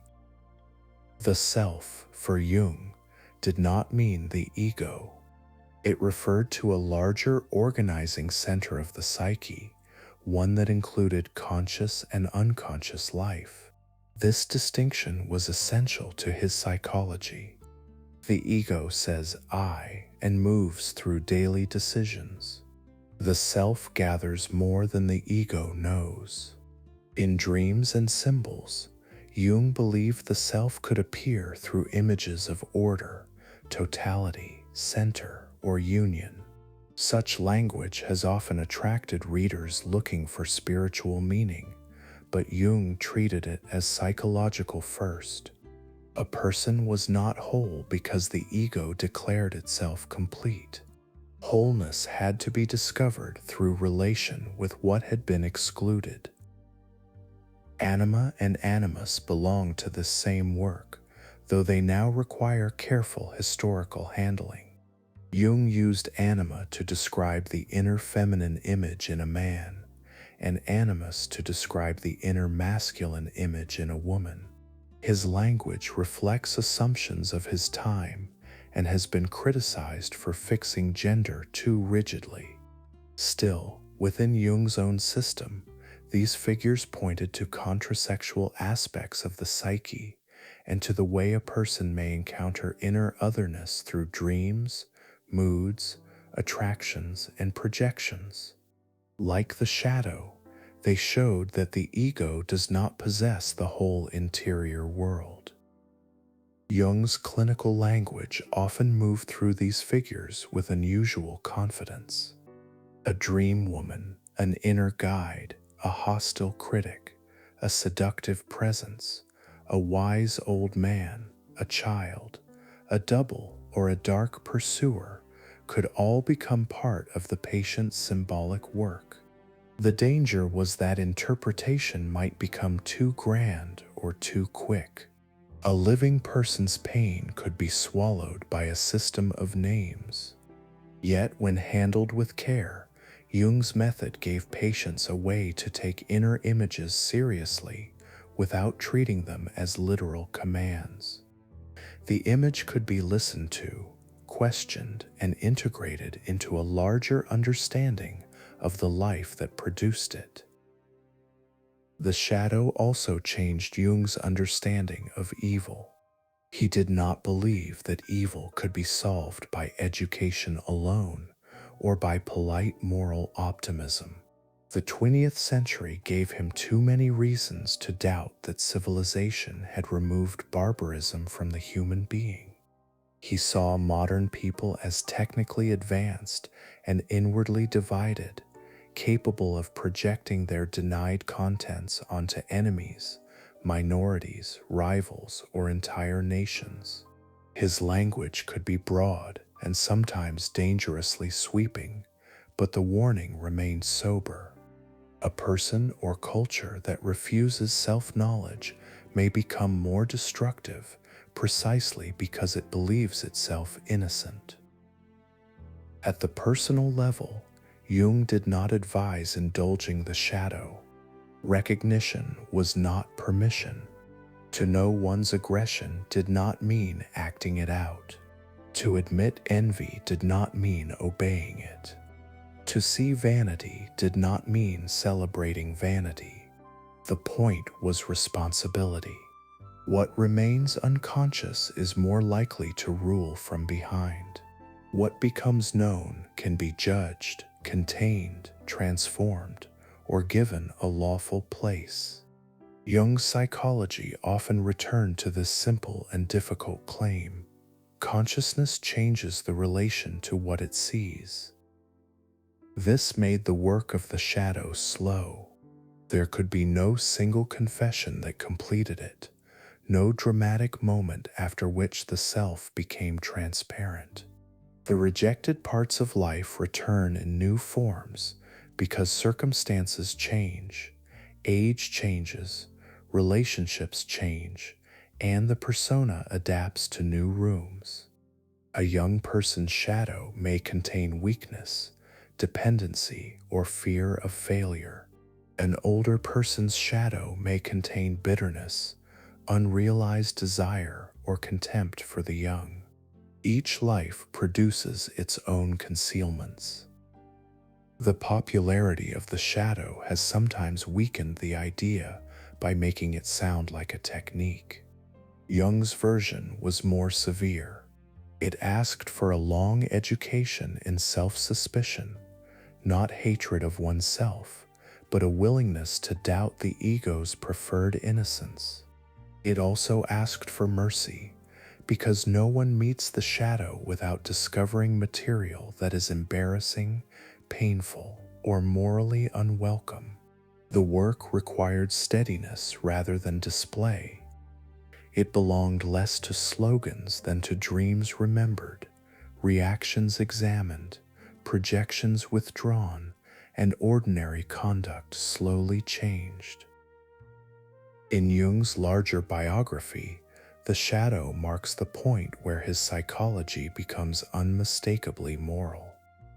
The unconscious is not only a storehouse of images, it is a field of responsibility. Dreams are not only curious, they can disturb the lies by which a person lives. Symbols are not decorative. They may bring forward what the conscious life has refused. The former pastor's son had not returned to the church of his father, but he had returned to a problem religion had long understood. A human being is divided, and the division cannot be healed by pretending it is not there.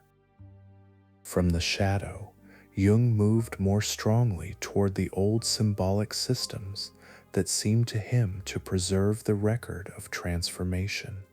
Alchemy, religion, mandalas, and ancient images now became more than historical curiosities. They appeared to him as maps of psychic change, strange and imperfect, but carrying the memory of an inner work modern people had largely forgotten how to name. The rejected self had to be faced, but Jung believed the psyche also contained images of ordering, renewal, and completion. To follow those images, he turned increasingly toward the old books.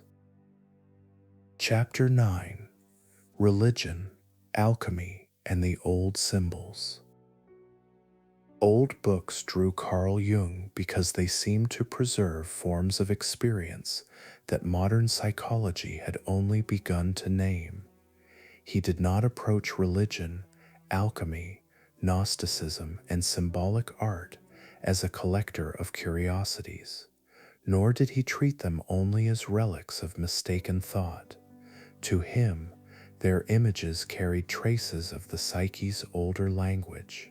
A dream from a modern patient, a mandala drawn in analysis, a medieval engraving, and a religious vision could all appear distant from one another on the surface, yet Jung often believed they belonged to a shared problem: how the human mind gives form to transformation. His interest in religion had begun long before he became known as a psychologist.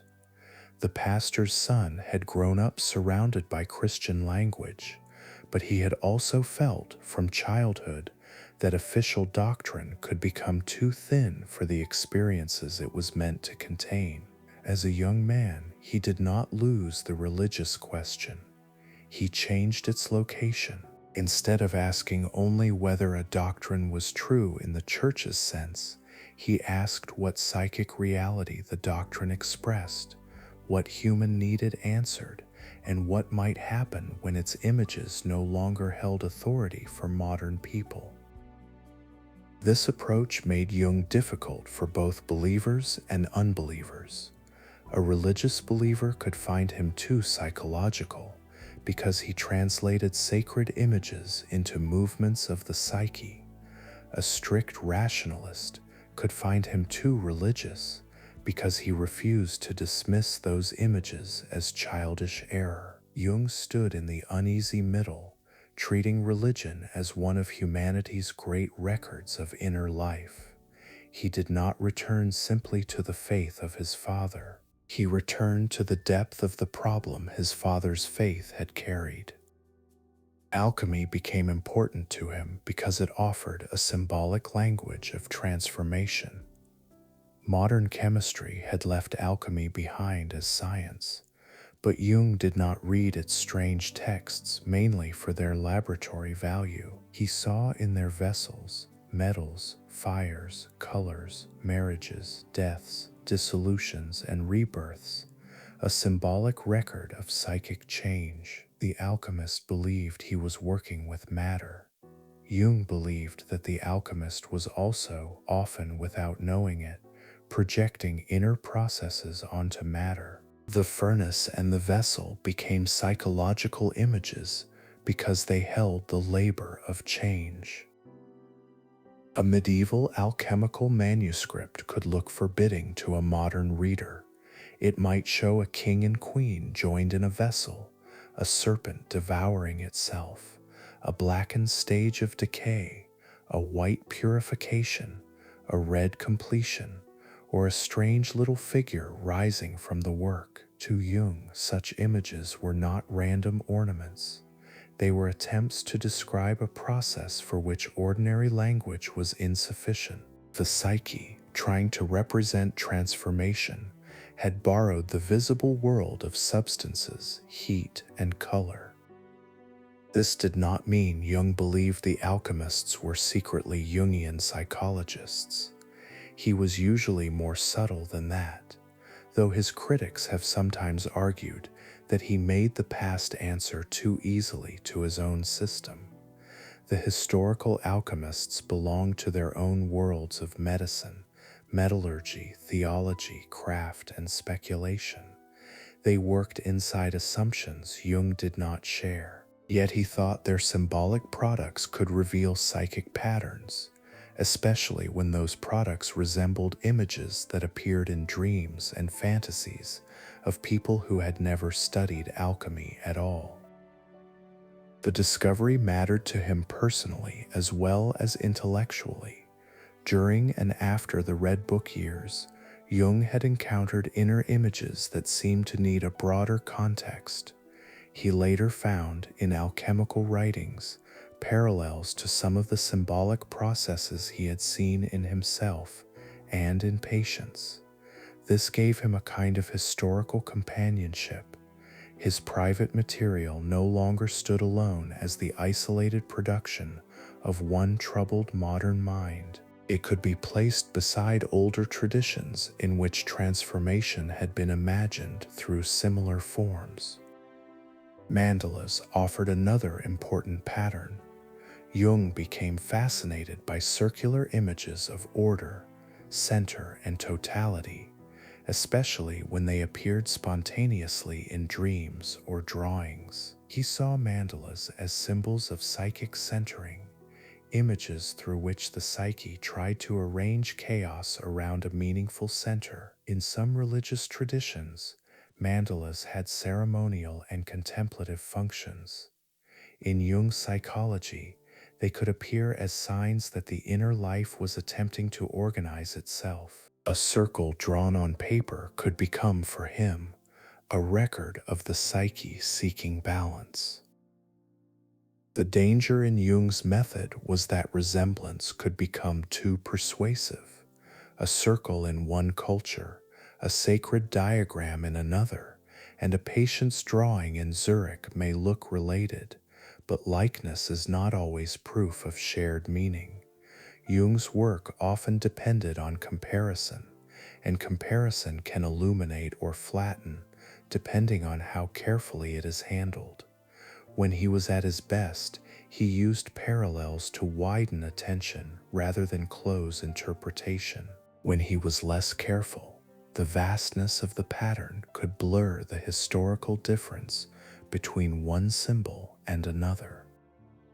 Christianity remained central because it was the symbolic world Jung knew from within. He never treated it as a distant anthropological object. It had shaped his childhood, his language, his family conflict, and his sense of what modern Europe had inherited. His later writings on Christian symbols, evil, the Trinity, the figure of Christ, and the Book of Job, came from a lifelong struggle with the religion that had formed him. He could be reverent toward its images and severe toward its doctrines. The tension never fully disappeared. Answer to Job showed this tension with unusual force. In that work, Jung approached the biblical story not as a church theologian, but as a psychologist, concerned with the image of God as it appears in the human psyche. The book unsettled many readers because it treated divine behavior in ways traditional theology could find improper. Jung was not writing devotional commentary. He was asking what happens psychologically when a religious image contains contradiction, terror, justice, power, and moral development. The pastor's son had returned to Scripture, but not on his terms. Gnosticism also attracted him because it contained images of divided creation, hidden knowledge, fallen worlds, and sparks of divine life trapped in matter. Jung did not simply adopt Gnostic belief. He saw in it another symbolic attempt to describe alienation and inner division. The Gnostic imagination spoke of a world that felt broken and of a knowledge that might restore relation to a deeper source. For Jung, such language resonated with modern psychological experience, especially the feeling of being cut off from meaning while still searching for an unseen center. The old symbols helped Jung explain why modern rationality had not made human beings inwardly whole. Science had gained enormous power by limiting its questions to what could be observed, measured, and tested. Jung respected that achievement, especially as a physician trained in a medical world. Yet he thought the victory had left many people without a living symbolic order. They had inherited religious images they could no longer believe literally, and scientific explanations that did not always answer the needs those images once carried. This was one reason Jung's work reached beyond clinics. He spoke to people who felt that modern life had explained much and understood little. A person might know more about the body than any ancestor had known, and still feel lost before dreams, guilt, aging, death, desire, and the longing for meaning. Jung's old books offered him a language for that condition. They suggested that human beings had always needed images through which to suffer change. In alchemy, the process of transformation was slow, obscure, and often circular. Matter had to be heated, dissolved, separated, joined, blackened, whitened, reddened, and returned to the vessel again. Jung found in this sequence an image of psychological work. The person undergoing individuation could not be improved by a quick moral command. Contradictions had to be held, rejected contents had to be faced, opposites had to be endured long enough for a new relation to form. The old alchemical vessel became, in his psychology, an image of the contained inner process. This is why Jung so often preferred symbols to explanations. An explanation can be correct and still fail to transform the person who hears it.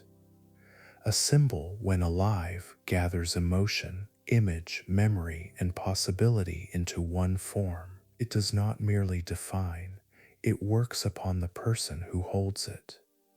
Jung believed that many modern people suffered because their symbols had become dead words, inherited phrases, or aesthetic objects. They no longer mediated between conscious life and the depths of the psyche.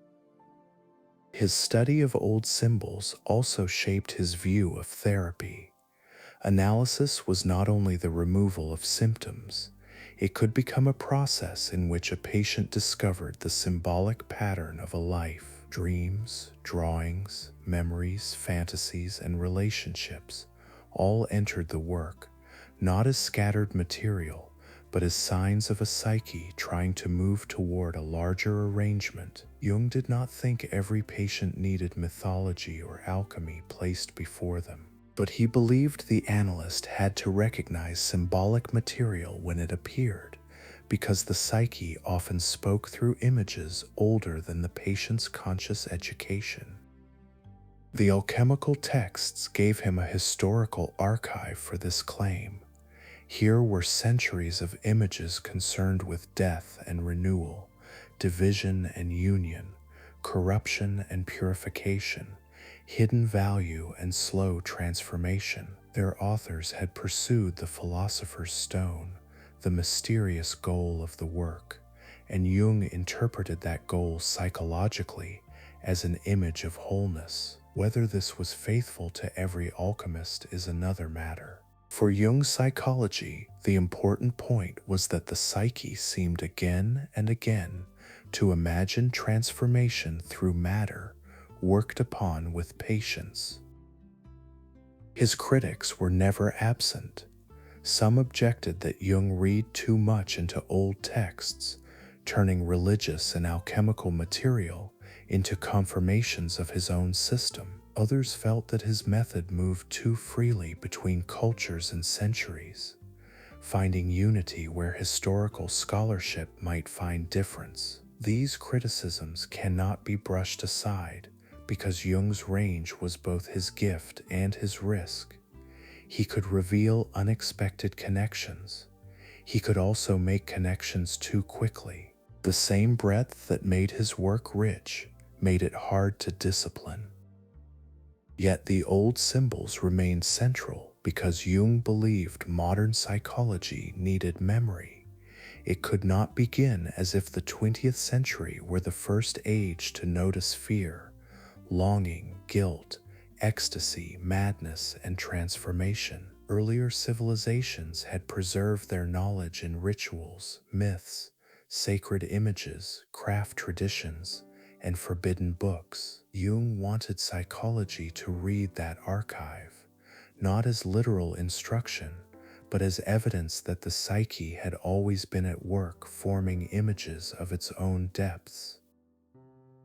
By the later decades of his career, this symbolic scholarship had moved Jung far from the young psychiatrist with a stopwatch at Bergherzli. The distance was real, yet the connection remained. In the word association tests, a delayed answer had revealed a hidden complex. In dreams, A strange image had revealed a compensation for the conscious attitude. In alchemy, an image from an old manuscript revealed, at least to Jung, a pattern of inner transformation. The method had widened, but the basic trust endured. The psyche leaves traces, and those traces can be followed. Religion, alchemy, and the old symbols gave Jung a way to speak about inner change without reducing it to illness. They also gave him a language that could hold suffering without making suffering the whole story. A person divided against himself might not only need correction, he might need a form in which the division could be carried, worked, and slowly altered. For Jung, the old images did not belong only to the past. They remained available wherever a modern mind, stripped of old certainties, still needed a shape for becoming whole. From these books and symbols, Jung's life moved toward a more physical counterweight. The man who had spent years among dreams, manuscripts, visions, and inherited religious images also needed stone, water, walls, and a place where thought could take slower form. That place was Bollingen, where he built not a doctrine, but a tower by the lake. Chapter 10: Bollingen, Stone, and the Life Outside the Clinic. Bollingen stood beside Lake Zurich as a place made slowly by hand, not by argument. Carl Jung first built there in the 1920s, on land away from the formal order of his Kusnacht house and the professional demands that gathered around his name. The tower began simply, but over time it grew through additions, carvings, rooms, inscriptions, and the marks of repeated return. For a man whose work moved so often among dreams, symbols, old books, and inward figures, Bollingen gave weight to stone, water, fire, and daily physical tasks. It became the place where thought did not need to become a lecture before it could be real. The tower was not a clinic, it was not an office, not a university room, not a place arranged for patients to bring dreams and troubles into speech. Its meaning came partly from that refusal. Jung had spent much of his life inside rooms where words mattered intensely, where a pause, a phrase, a symbol, or a remembered dream could open toward hidden life. At Bollingen, the work was different.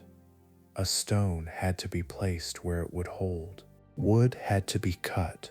Water had to be carried. Meals had to be made without the conveniences that marked his more ordinary household. He did not build the tower all at once, and that gradualness suited him. The structure changed as his life changed. A first round tower was followed by later expansions, so that the building became less a finished design than a record of years. Jung carved inscriptions into stone and gave parts of the place a personal, almost ritual meaning.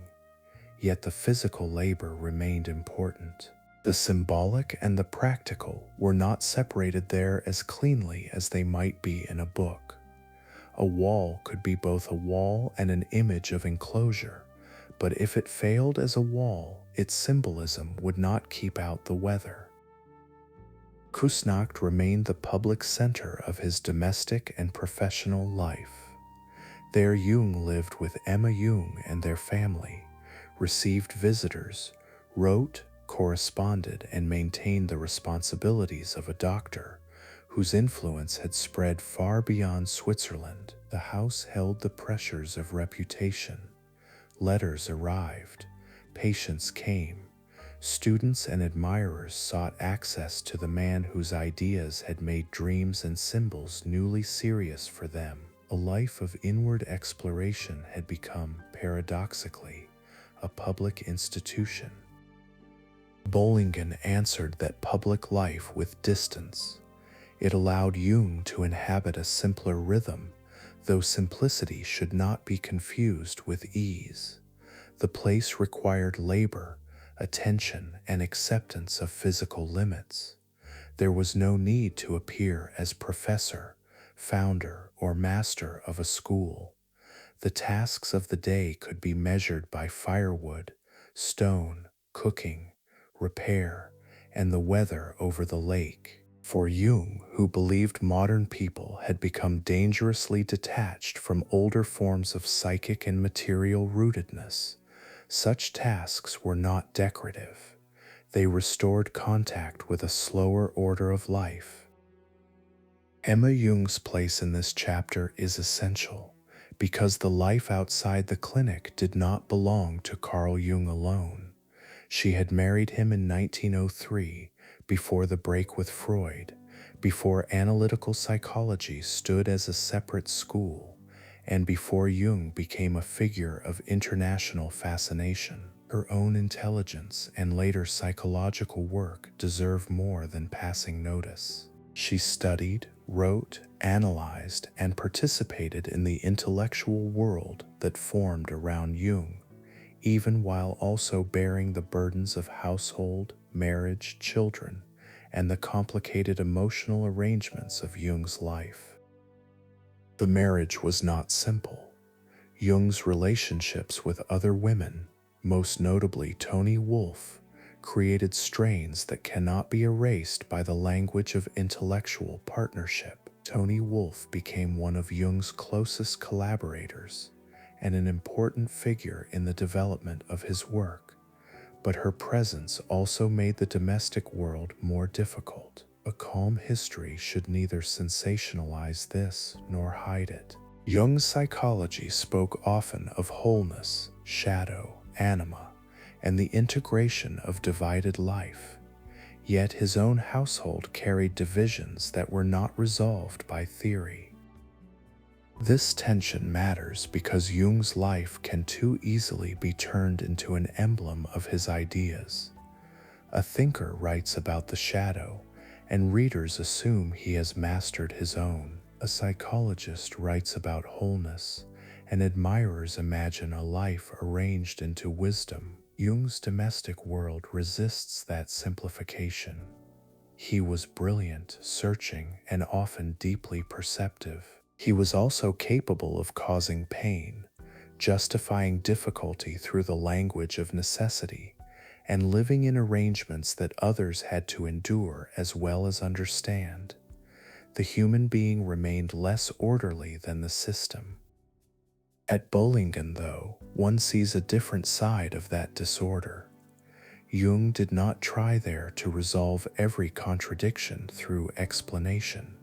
He made a place in which contradictions could sit beside one another, physician and craftsman, scholar and villager, modern psychologist and man drawn toward ancient forms. The tower was not a retreat from symbol, because Jung carried symbol into almost everything, but it was a retreat from abstraction.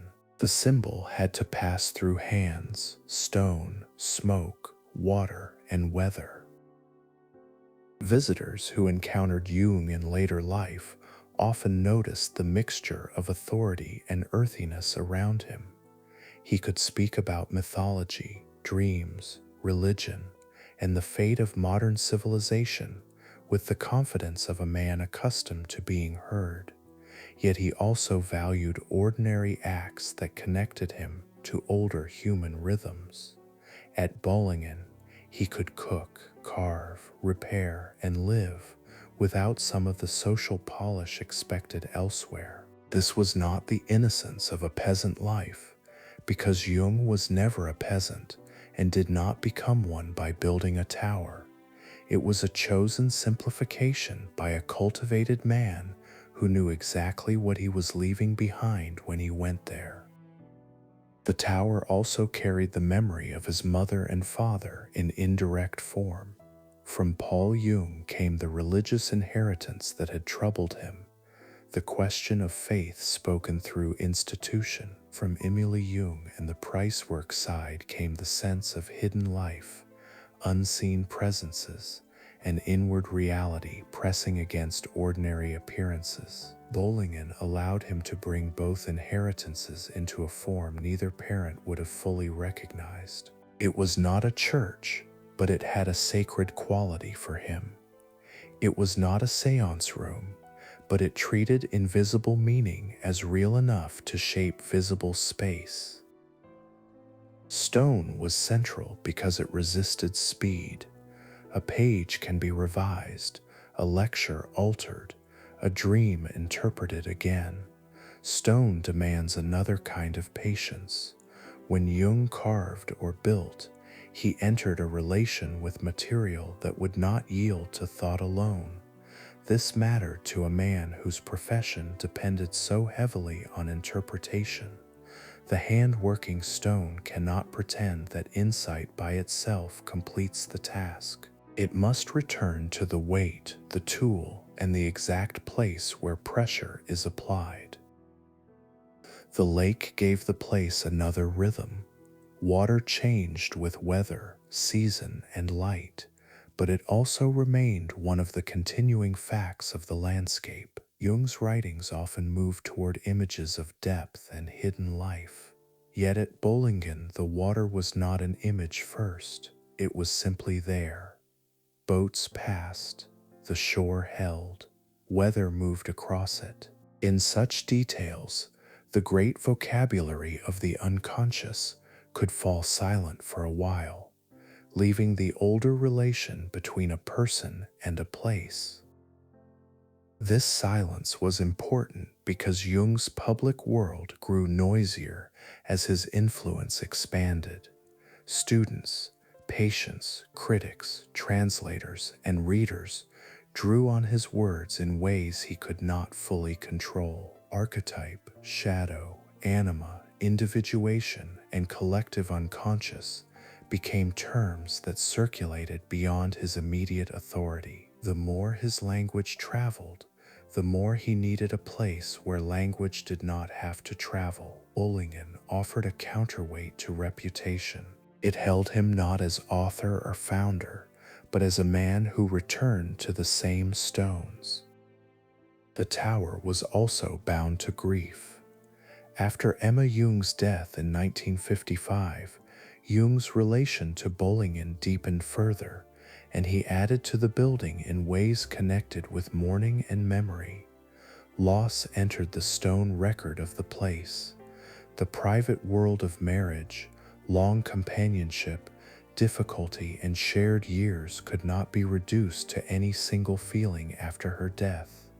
The building, with its accumulated additions, became one of the places where time had taken physical form. It did not explain the marriage. It preserved the fact that the marriage had occupied a life. In Jung's later reflections, Bollingen often appears as a place where he felt closer to his own essential nature. Such claims can sound romantic, but they also reveal what modern professional life had cost him. The doctor, lecturer, correspondent, and public thinker lived among demands that required constant social identity. The tower loosened that identity. It allowed him to be less available to the image others held of him. For a psychologist who distinguished persona from deeper selfhood, this was no minor relief. Yet Bollingen did not remove Jung from history. The man who carved stone by the lake still belonged to the 20th century, with its wars, ideological storms, scientific transformations, and spiritual dislocations. His retreat was never complete, and perhaps no retreat can be complete for a thinker whose work depends on the age that formed him. He went to Bollingen not to vanish, but to recover a scale of life that modernity had made difficult. In that recovery, he found a physical answer to an intellectual problem. A person could not live only in analysis, theory, and symbolic interpretation. Some part of life had to be touched, lifted, cut, cooked, carried, and left in place. The tower has sometimes been treated as a key to Jung, as if the whole man could be read from its walls. That is too simple. Bollingen reveals much, but it does not solve him. It shows his longing for rootedness, his attraction to old forms, his desire to live symbolically, and his need for distance from the professional world he helped create. It also shows the privilege that allowed such a place to exist, the family arrangements that made absence possible, and the way a private refuge can become part of a public legend. A stone house by a lake can be both shelter and symbol. As Jung grew older, the movement between Kusnacht and Bollingen gave his life a rhythm that matched the divided nature of his work. In one place, he received patients, students, letters, and visitors. In the other, he lived nearer to handwork, weather, and the slow alteration of a building that had no need to become a system. Analytical psychology would continue to gather people around it, and Jung would increasingly be surrounded by interpreters of his thought. Before that circle widened further, his life at Bollingen reminds us that the founder of a school also remained a man looking for a place where his own inner world could rest in stone. Chapter 11: Patients, Students, and the Jungian Circle. The world around Carl Jung did not remain the private world of one physician thinking beside a Swiss lake. His ideas had begun in childhood unease, hospital work, conflict with Freud, dreams, notebooks, and old symbolic texts. But ideas do not become a school unless other people gather around them. By the middle decades of his life, Jung was no longer only a doctor with unusual theories. He had become the center of a circle, and that circle carried his thought into lecture rooms, consulting rooms, translations, memoirs, institutes, and the private lives of people who came to him looking for meaning as well as treatment. Patients came first because Jung's work never fully left the consulting room. His psychology was not built only for readers of mythology or students of religion. It arose from people who brought dreams, symptoms, conflicts, marriages, breakdowns, ambitions, fears, and repeated patterns they could not understand alone. Jung listened for the personal story, but also for what seemed to move beneath it. A patient might arrive with ordinary suffering and leave with the sense that the suffering belonged to a larger symbolic process. That possibility attracted some and unsettled others. The relation between analyst and patient carried great power in Jung's world. Analysis was not a quick correction, nor was it meant to be an impersonal medical exchange. It could last a long time, moving through dreams, memories, fantasies, drawings, transference, resistance, and the patient's gradual confrontation with hidden contents. The analyst had to become a witness to material that the patient might never have spoken elsewhere. In such a setting, authority gathered around Jung with unusual force. He was not only offering advice, he was interpreting the shape of another person's inner life. That authority drew students as well as patients. Some came because they were trained physicians or analysts, interested in the new school. Others came from literature, religion, philosophy, and the arts, where Jung's language of symbols and archetypes seemed to explain experiences that ordinary psychology had left untouched. Zurich became one of the places where people who felt the poverty of modern meaning could find a vocabulary rich enough to hold dreams and myths together. Jung's rooms, seminars, and conversations created a social world around the psyche. Tony Wolfe belonged near the center of that world. She had first come to Jung as a patient and became one of his closest collaborators, as well as a deeply important personal presence in his life.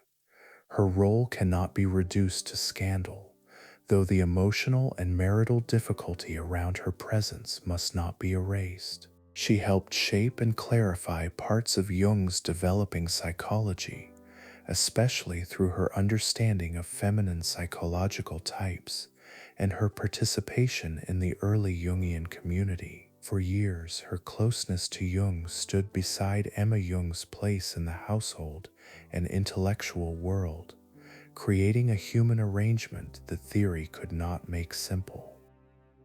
Emma Jung herself was not merely the wife of a famous man. She became a serious analyst and writer, especially known for her work on the Grail legend and on the anima and animus. Her position was complicated by marriage, family, wealth, loyalty, and the public power of her husband's name. Yet she was also an intellectual participant in the world that formed around analytical psychology. In her life, one sees the difficulty faced by women near famous male founders.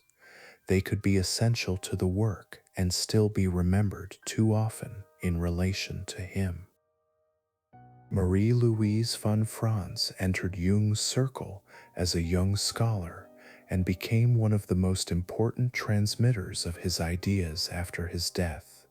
Her knowledge of classical languages, fairy tales, alchemy, and symbolic interpretation made her especially suited to the regions of Jung's work that moved between text and psyche. She helped translate and edit alchemical materials, collaborated closely with Jung, and later wrote extensively on dreams, fairy tales, number symbolism, and individuation.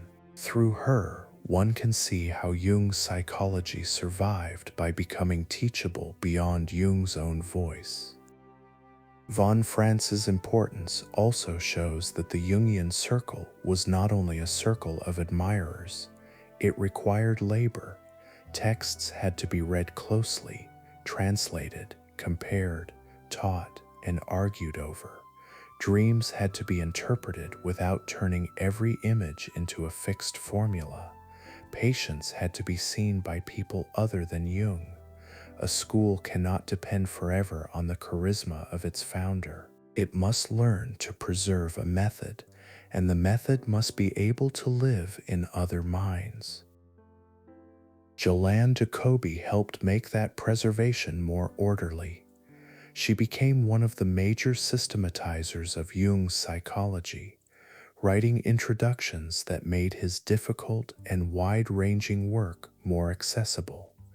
This kind of work can be undervalued because it is not the same as founding a theory, but without it, many readers would have found Jung nearly impossible to enter. His writings could move from clinical remarks to mythology, from alchemy to religion, from dreams to cultural diagnosis, often without the clean architecture later students desired. Jacobi helped arrange the house after Jung had filled it with rooms. Barbara Hanna, another important figure in the Jungian world, contributed through biography, teaching, and analysis. She helped preserve memories of Jung's personality, methods, and daily presence for later generations. Such testimony is valuable, but it must also be read with care, because people close to a founder often remember through devotion as well as observation. The Jungian circle produced records that are intimate and sometimes protective. They bring Jung nearer, while also showing how difficult it is for any school to separate memory from loyalty. The Eranos gatherings at Ascona offered Jung another setting for the wider life of his ideas. Scholars, theologians, historians of religion, philosophers, and psychologists met there to consider myth, symbol, East and West, ancient traditions, and the inner life of modern humanity. Jung found in Eranos an audience prepared to take symbolic and religious questions seriously without asking them to fit inside a narrow medical frame. These meetings suited his mature thought. They placed him among people who shared his belief that modernity had lost contact with older images of meaning. A lecture at Eranos did not resemble a hospital test at Berghursley, yet the distance between them was part of Jung's path. The young doctor had once measured delayed responses with a stopwatch. The older thinker spoke among scholars about symbols, archetypes, and the religious imagination. Something had been gained in that expansion, and something had become more difficult to verify. The audience at Eranos wanted breadth. The hospital had required discipline. Jung's later work continued to draw strength from both, though not always in equal measure. Seminars became one of the main forms through which Jung's thought circulated. In seminar settings, he could move slowly through dreams, texts, visions, and symbolic material, sometimes commenting in a way that mixed clinical observation with wide cultural reference. Students took notes. Some of those notes later became important records of his method. The spoken Jung could differ from the written Jung because conversation allowed him to circle a point, revise emphasis, respond to a question, or follow an image where it led. A school formed not only through books, but through repeated listening. This teaching style had advantages and risks. It allowed students to see interpretation in motion, not merely as finished doctrine. It also placed great weight on Jung's authority in the room. When a founder interprets, the interpretation can feel larger than ordinary judgment. Students may learn how to think, or they may learn only how to repeat the master's symbolic habits. Jungian psychology has always carried this tension. Its richness invites personal discovery. Its vocabulary can also harden into a private language whose users recognize one another more easily than they examine themselves. The circle around Jung included people of striking intelligence, but it was not free of hierarchy. Access to Jung mattered. A word from him could encourage, wound, confirm, or redirect a student's sense of vocation. Patients and students sometimes overlapped in ways that modern professional boundaries would treat more cautiously. Early depth psychology grew in a period when the rules around analysis, training, intimacy, and authority were still forming. The very closeness that made the work transformative could also make it ethically fragile. Toni Wolff's position reveals this fragility more clearly than almost any formal rule could. She was intellectually gifted, personally important to Jung, and influential within the early movement, yet her presence stood inside emotional arrangements that caused pain. Emma Jung, Toni Wolff, and Carl Jung inhabited a triangle that later commentators have approached with sympathy, criticism, embarrassment, and fascination. A chapter on the Jungian circle cannot solve that history. It can only hold it plainly. The school that spoke of shadow and wholeness was built by human beings who carried their own unresolved divisions. Analytical psychology also required institutions.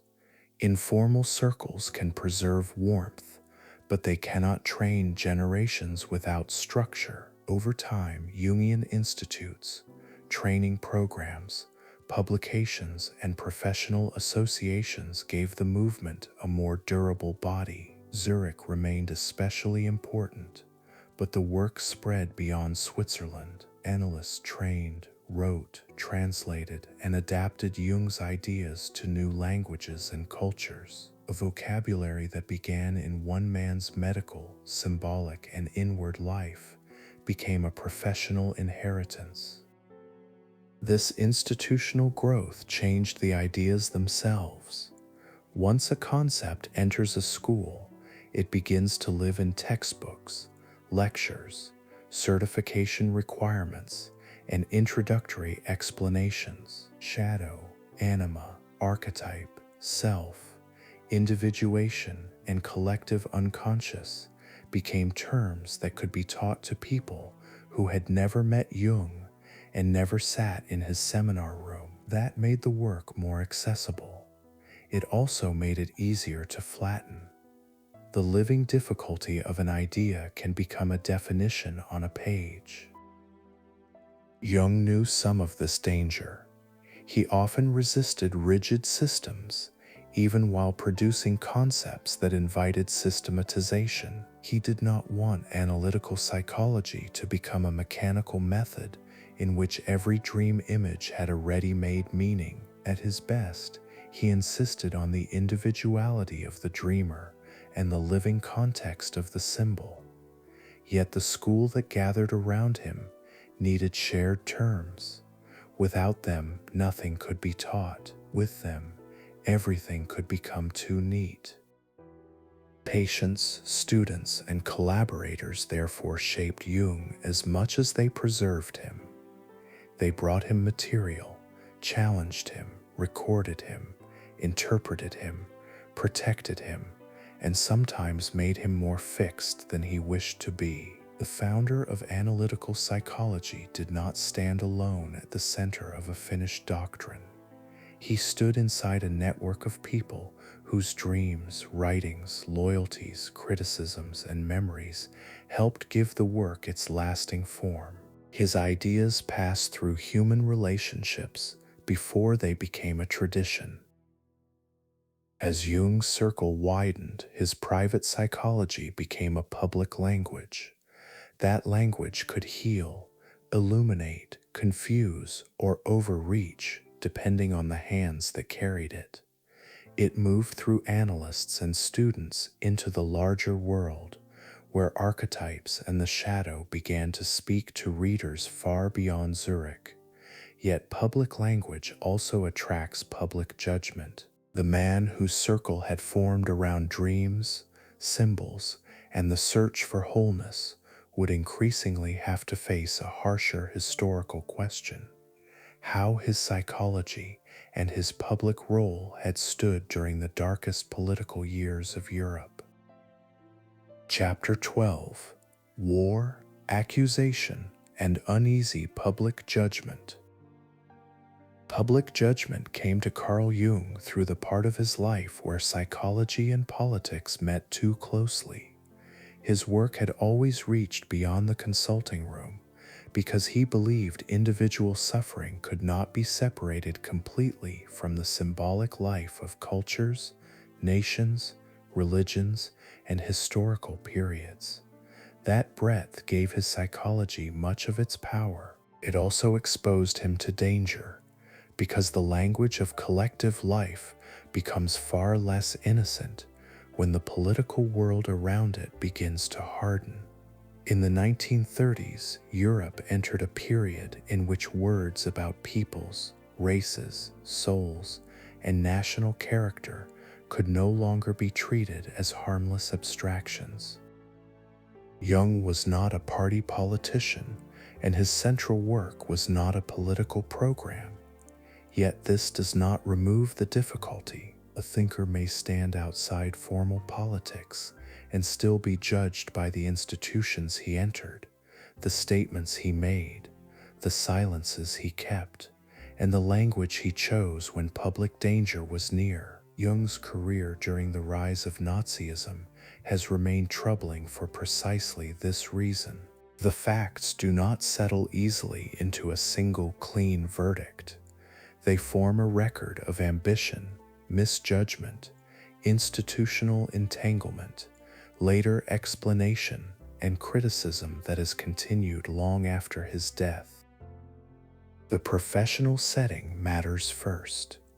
Psychotherapy in the early 20th century did not exist as a settled field with stable boundaries and universally accepted authorities. Freud's psychoanalysis had already divided the world of depth psychology, and Jung's analytical psychology had grown as a separate path. In Germany, Switzerland, and beyond, doctors and analysts worked inside associations, journals, conferences, and committees that gave public shape to private theories. When politics began to invade institutions, professional neutrality became harder to preserve. Offices that had once seemed administrative could become morally charged. Jung became involved with the General Medical Society for Psychotherapy, an international professional body that changed under the pressures of the 1930s. After the Nazi seizure of power in Germany, German psychotherapy institutions were drawn into the new political order, and Jewish analysts were placed under increasing exclusion and danger. Jung's position in relation to these institutions became one of the central points of later criticism. He accepted roles that allowed him to remain connected with a field being reshaped by forces no decent psychology could treat lightly. The institutional paper trail did not fade. Supporters of Jung have argued that his position allowed some international protection for non-German and Jewish analysts, and that he was trying to preserve a professional space under extremely difficult conditions. Critics have answered that such explanations cannot erase the symbolic meaning of his role or the harm caused by public language that appeared to distinguish Jewish psychology from Aryan or German psychology. Both responses belong to the historical record. A calm account does not need to flatten them into accusation alone or defense alone. It must let the uneasiness remain where the evidence leaves it. His writings from this period are part of the problem. Jung had long believed that peoples and cultures carried different psychological histories, and he sometimes wrote in broad collective terms. In the 1930s, such language became especially dangerous. To speak about national or racial psychology in a Europe being reorganized by racist ideology was not the same as speaking in a quiet seminar about mythic patterns. Words entered a public field already poisoned by power. Jung did not create that field, but some of his phrasing moved within it too carelessly. The charge of anti-Semitism has therefore followed him with force. It cannot be dismissed as a minor misunderstanding, because Jewish analysts and later scholars had reasons to hear danger in the distinctions Jung drew. He sometimes made remarks that treated Jewish and non-Jewish psychology as meaningfully different in ways that now read with great discomfort. He also criticized aspects of Nazi Germany and later insisted that his position had been misunderstood or misrepresented. The record is mixed, but mixed does not mean harmless. A mixed record can still wound. Freud's shadow, in the historical rather than Jungian sense, lay over this controversy as well. Psychoanalysis had been strongly associated with Jewish intellectual life, especially through Freud and many of his early followers. Jung's break with Freud had already created a separate school that some non-Jewish European audiences found more culturally acceptable. In the 1930s, that separation could be read in more than one way. Jung may have seen himself as freeing psychology from one man's doctrine. Others could see analytical psychology being positioned, willingly or not, as a non-Jewish alternative at a time when Jewish thinkers were being attacked and expelled. The question of intention does not solve the question of consequence. Jung's defenders often point to his private actions, later statements, and opposition to crude Nazi ideology. His critics point to public roles, published distinctions, and the moral blindness that can accompany intellectual ambition. History often becomes hardest where intention and consequence diverge. A person may not intend to serve a destructive order and still lend it vocabulary, prestige, or institutional usefulness. Jung's case sits in that uncomfortable region. He was not alone in such failure. Many European intellectuals of the period misread political danger, adapted too carefully, spoke too abstractly, or imagined they could preserve culture from within compromised institutions. This wider context helps explain Jung, but it does not absolve him. The 1930s tested the moral judgment of scholars, doctors, artists, theologians, and civil servants across Europe. Some saw clearly early, some saw late, some protected themselves through ambiguity. Some used ambiguity as a shelter and later called it strategy. Jung's psychological ideas themselves were not immune to misuse. Concepts such as collective unconscious, archetype, national psyche, and symbolic renewal could be handled with care, but they could also drift toward sweeping claims about peoples and destinies. In a stable moral climate, such language might remain speculative or poetic. Under authoritarian pressure, it could sound like permission for collective myth. Jung understood the power of myth more than most modern thinkers. That makes his moments of political carelessness harder, not easier, to excuse. The Nazi movement itself was saturated with symbols, rituals, heroic images, racial myths, and claims about national rebirth. Jung was attentive to this symbolic force, and he recognized that modern mass politics could awaken energies beneath rational control. Yet recognition did not always produce adequate public clarity. To analyze a dangerous movement psychologically is not the same as resisting it morally. A physician can describe a fever and still fail the patient if he speaks too calmly while the house is burning. In later years, Jung and those close to him offered explanations of his conduct. They emphasized his efforts to maintain an international association, his private help to Jewish colleagues or patients, his criticisms of Nazism, and his view that he had been caught in a difficult institutional situation. These claims deserve to be heard because they prevent the story from becoming a simple caricature. Jung was not a Nazi propagandist, and he should not be reduced to one. But neither should the difficulty be softened into a misunderstanding created only by hostile readers. The deeper issue is that Jung's psychology gave enormous importance to the unconscious, projection, and the shadow, yet his own public life shows how difficult those ideas are to live. It is easier to write about collective danger than to stand cleanly outside it.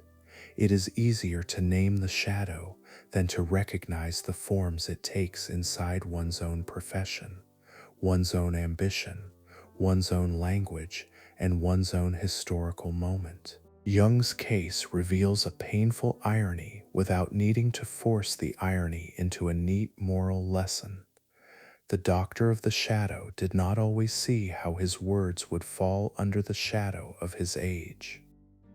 This controversy also changed the way later readers approached him.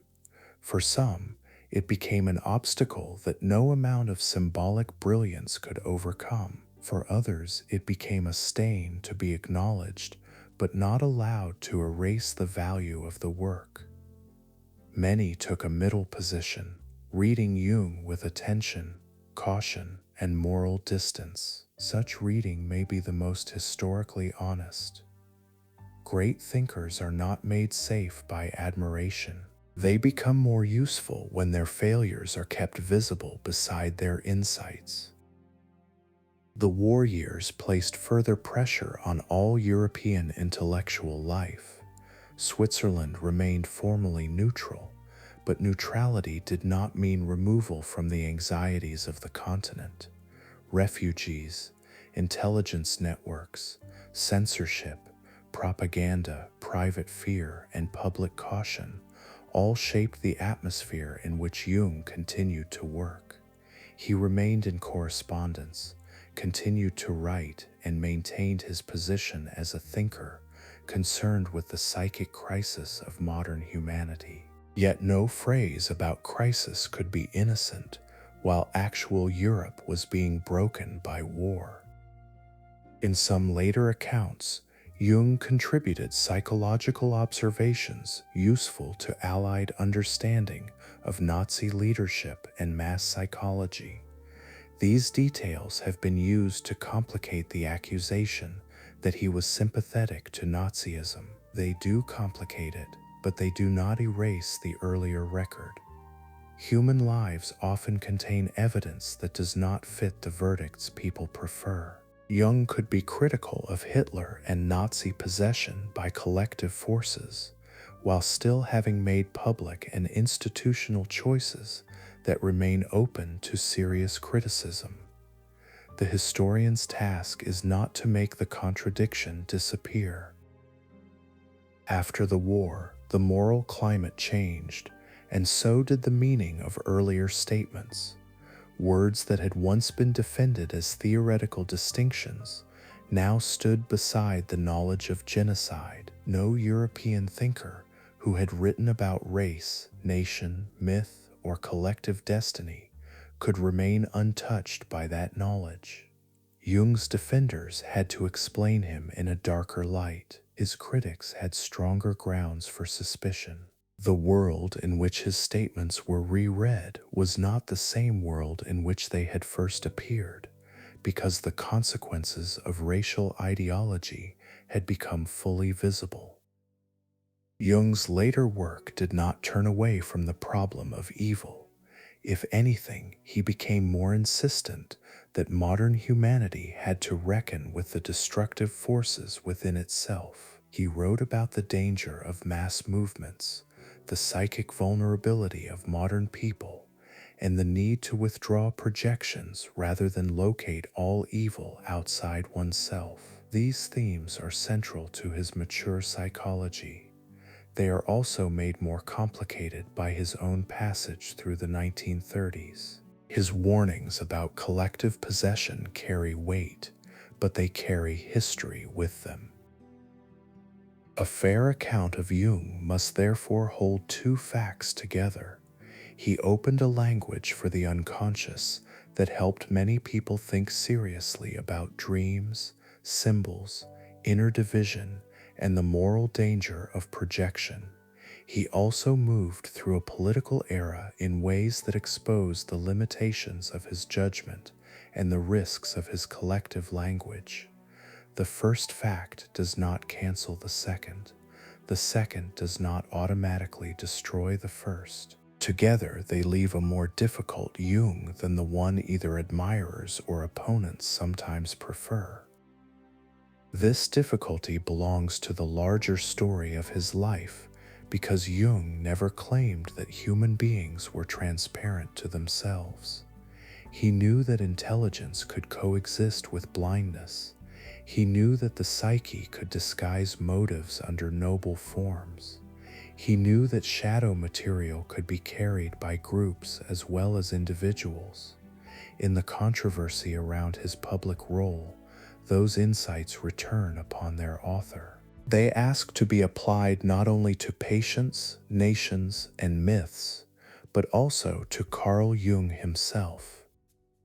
The uneasy public judgment did not end his career. Jung continued to write, teach, correspond, and gather influence in the decades after the war.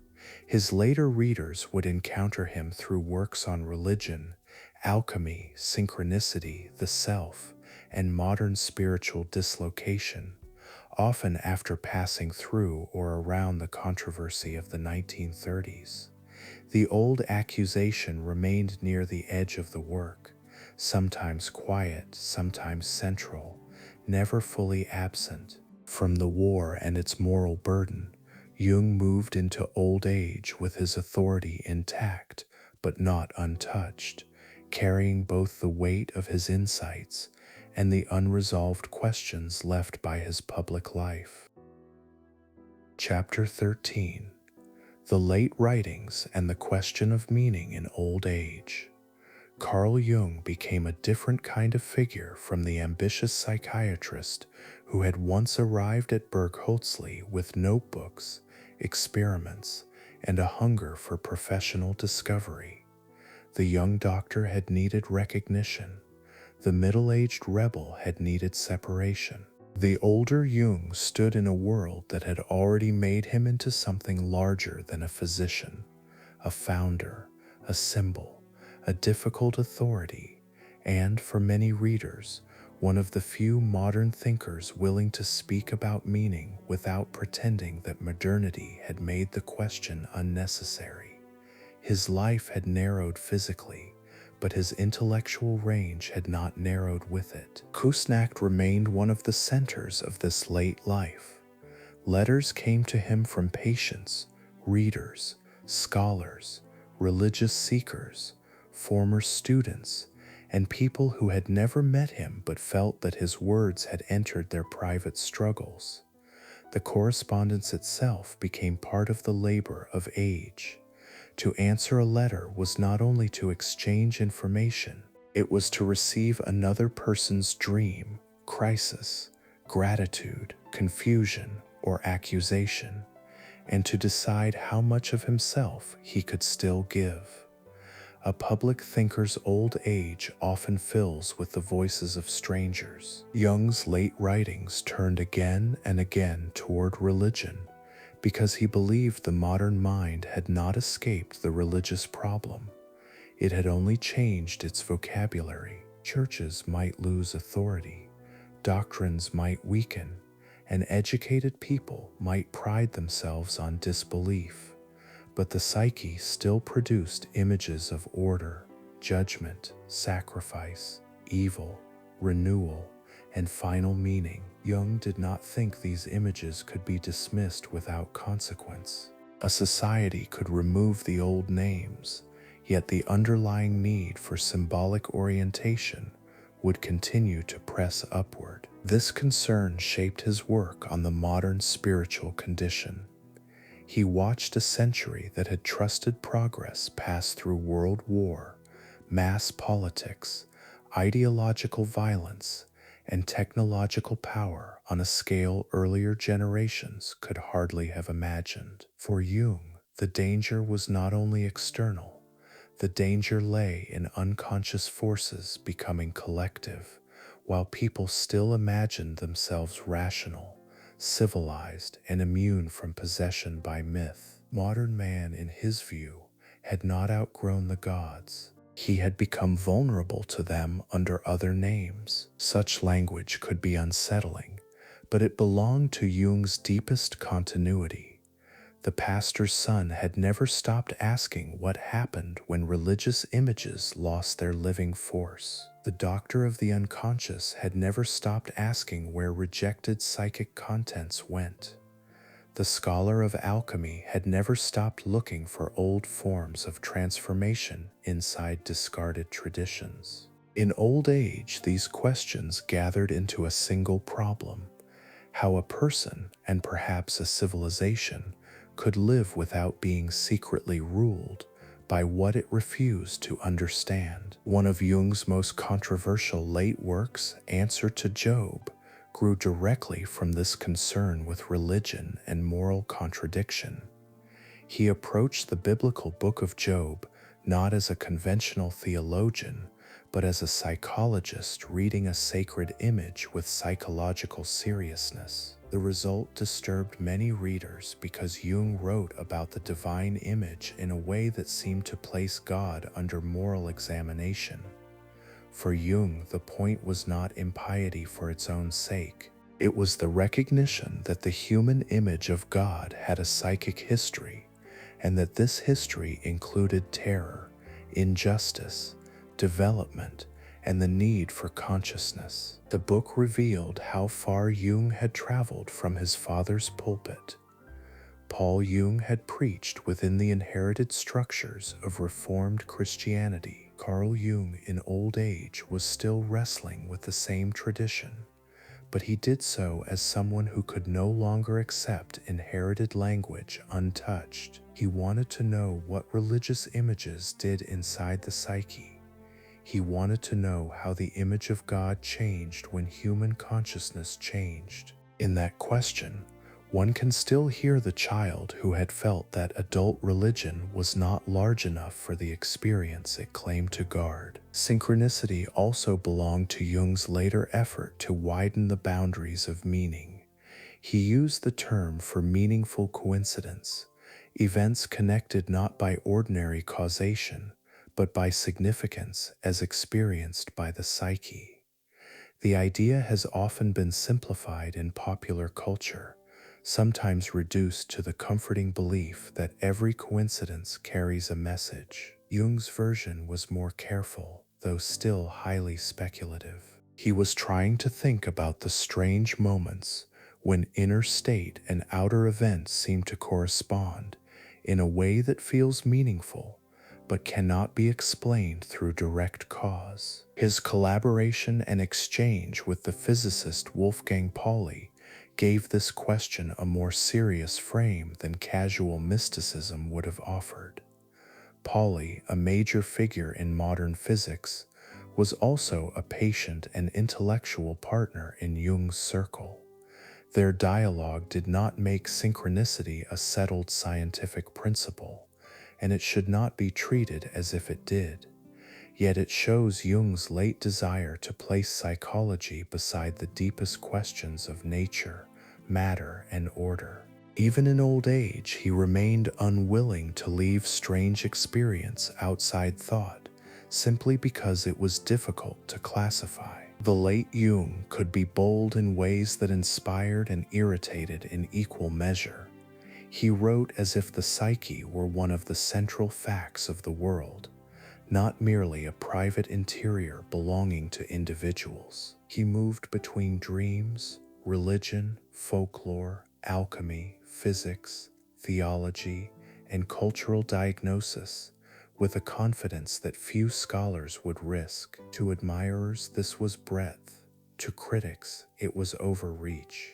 The judgment often depended on whether one felt enlarged or unsettled by the connections he made. His public presence also changed through interviews and recorded conversations. The older Jung's face, voice, pauses, and physical manner became part of how later generations imagined him. He no longer appeared only as an author on a page. He appeared as an old man speaking slowly, sometimes sharply, sometimes with humor, sometimes with the heavy authority of someone who had spent decades among dreams and symbols. Such appearances helped create the image of Jung as a sage, an image that has both preserved and distorted him. No thinker is helped entirely by becoming a sage. The title softens difficulty into wisdom and turns argument into aura. Jung's late public image made his work more approachable for many readers, but it also encouraged a kind of reverence that his best ideas did not require. Analytical psychology depends on confrontation with what is hidden, embarrassing, and unresolved. Reverence can become another persona. The older Jung often warned against unconscious imitation, yet his own circle sometimes struggled with the temptation to turn him into a figure beyond ordinary criticism. The making of memories, dreams, reflections strengthened that late image. The book, shaped with the help of Aniela Jaffe and drawing from Jung's recollections, became for many readers the entrance into his life. It is not a straightforward autobiography in the modern documentary sense. It is a remembered life arranged around inner events, dreams, childhood impressions, intellectual turning points, and spiritual questions. That is exactly why it became so powerful. It gave readers the Jung who mattered most to Jung himself, not merely the doctor, but the man whose inner life had formed the hidden architecture of his work. Yet memory is not the same as record. Jung's account of his own life must be read with the care given to all retrospective self-portraits. He selected, emphasized, interpreted, and shaped. Childhood scenes became meaningful in light of later theory. Dreams became signs along a path. Encounters became part of a pattern of vocation. This does not make the memoir false. It makes it Jungian. The life is remembered through the very symbolic habits the life produced. Aniela Jaffe's role in the memoir deserves attention because late works often depend on quiet collaborators. She helped gather, organize, and shape material that readers would later treat as Jung's voice. Such mediation is common in old age, when memory, fatigue, reputation, and publication all meet. The final book carried Jung's presence, but it also passed through editorial hands and decisions. A life written near its end is never only a life being recalled. It is a life being arranged for survival. Jung's final years were marked by losses. Emma Jung died in 1955 after more than 5 decades of marriage, intellectual companionship, strain, and shared history. Toni Wolff had died earlier in 1953. These deaths removed 2 women who had occupied central, though very different places in his personal and intellectual world. Jung did not become easier to understand after their absence.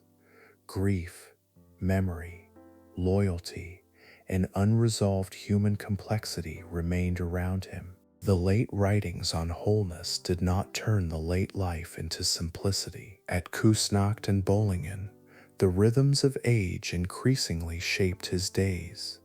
Visitors still came, letters still arrived, work still continued, but the body that had carried him through hospital wards, lecture journeys, long writing projects, and private experiments with the unconscious had entered its final narrowing. The lake, the tower, the study, the shelves, and the papers remained near him as the circle of ordinary movement became smaller.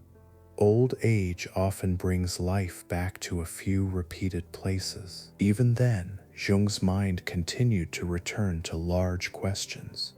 He wrote about flying saucers as modern myths, about the spiritual hunger of contemporary people, about the relation between psychology and religion, and about the danger of mass-mindedness. Some of these late works have aged unevenly. Some remain suggestive. Others reveal the risks of applying symbolic interpretation too widely. Yet together they show a thinker still trying to read the signs of his time through the language he had spent a lifetime building. The question of meaning stood behind nearly all of it. Jung believed that many modern neuroses could not be understood only as technical malfunctions of the mind. They involved a loss of orientation, a collapse of living symbols, and a failure to find a place for suffering inside a larger pattern. This claim is not easy to measure, and it has often been contested. Still, it explains why so many readers found him useful when more clinical or more strictly rational languages seemed insufficient. He gave them permission to take meaning seriously as a psychological fact. That permission was not without danger. When meaning becomes too easy, every coincidence becomes destiny, every dream becomes revelation, and every private feeling becomes proof. Jung's best work resisted that laziness, but his popularity sometimes encouraged it. The late Jung therefore left behind 2 inheritances at once.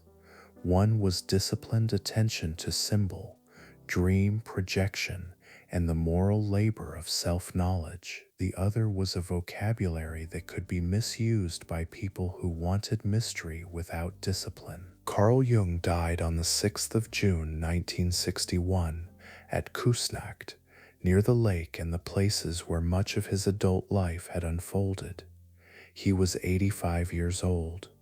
The death closed the biographical life, but it did not settle the argument around him. His books remained, his students remained, his controversies remained, and the private materials that had shaped him most deeply were still not fully available to the public. The old man was gone, but the work he left behind had not yet taken its final form. After his death, Jung became more available and less controllable.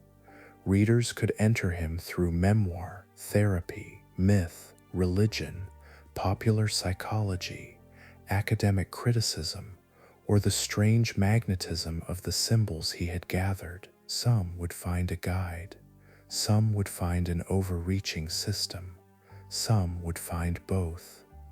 The late writings had asked what modern people could do with the hunger for meaning after old certainties had weakened. The next part of Jung's story belongs to the world that tried to answer him. Chapter 14: The Long Shadow of Carl Jung. After Carl Jung's death in 1961, his work entered a life he could no longer guide. During his lifetime, he had been a doctor, a teacher, a controversial public thinker, a private maker of strange books, and the center of a circle that treated dreams and symbols as matters of great seriousness. Afterward, he became something more diffuse. Different readers found different Jungs. There was the clinical Jung, the religious Jung, the mythological Jung, the dangerous Jung, the comforting Jung, the speculative Jung, and the Jung whose language could pass into ordinary speech without carrying the difficulty that first gave it weight. A founder's death often loosens the work from the person. While Jung lived, his presence could correct, complicate, or intimidate those who interpreted him. A seminar question could be answered, a letter could be written, a student could be drawn nearer or pushed away. Once he was gone, the books remained without the living voice that had moved around them. Analytical psychology had to continue through institutes, analysts, editors, translators, memoirists, and readers who would carry the inheritance according to their own understanding. The Jungian institutes gave that inheritance structure. Training programs, lectures, case discussions, and professional associations helped preserve analytical psychology as a therapeutic tradition rather than merely a literary influence. Students learned the vocabulary of complexes, archetypes, shadow, anima, animus, self, persona, and individuation. They read the collected works, studied dreams, and entered supervised practice under the authority of a school that had begun around one man's unusual path. A private psychology became a profession with rooms, schedules, fees, libraries, and requirements. Yet every institution changes what it preserves. Jung had resisted reducing symbols to fixed meanings, but institutions need definitions. He had warned against imitation, but schools require models. He had valued the living encounter with the unconscious, but training requires methods that can be described and repeated. The result was not betrayal. It was the ordinary cost of survival. A thought that cannot be taught dies with its founder. A thought that can be taught risks becoming smaller than the experience that created it. His closest students and interpreters helped prevent that shrinking. Marie-Louise von Franz continued to write and teach on fairy tales, dreams, alchemy, and number symbolism. Johann Jacobi helped make Jung's ideas accessible to readers who needed a map before entering the thicker forest of his writings. Barbara Hanna preserved memories of Jung's manner, practice, and presence. Emma Jung's work remained part of the deeper Jungian record, especially around the Grail and the anima and animus. These figures did not merely repeat Jung, they formed the bridge by which his language crossed into another generation. At the same time, Jung escaped the boundaries of his own school. Writers found him useful because he treated stories as more than entertainment. Painters and filmmakers found him useful because he took images seriously. Religious seekers found him useful because he allowed ancient symbols to matter after literal belief had become difficult. Therapists found him useful because he gave dignity to dreams, inner conflict, and the slow work of becoming less divided. Readers outside all formal training found him useful because his words seemed to name experiences they had carried privately for years. This wider popularity gave Jung an unusual afterlife. Few 20th century psychologists have entered ordinary language as deeply as he has. Introversion and extroversion, though often simplified far beyond Jung's own usage, became common terms.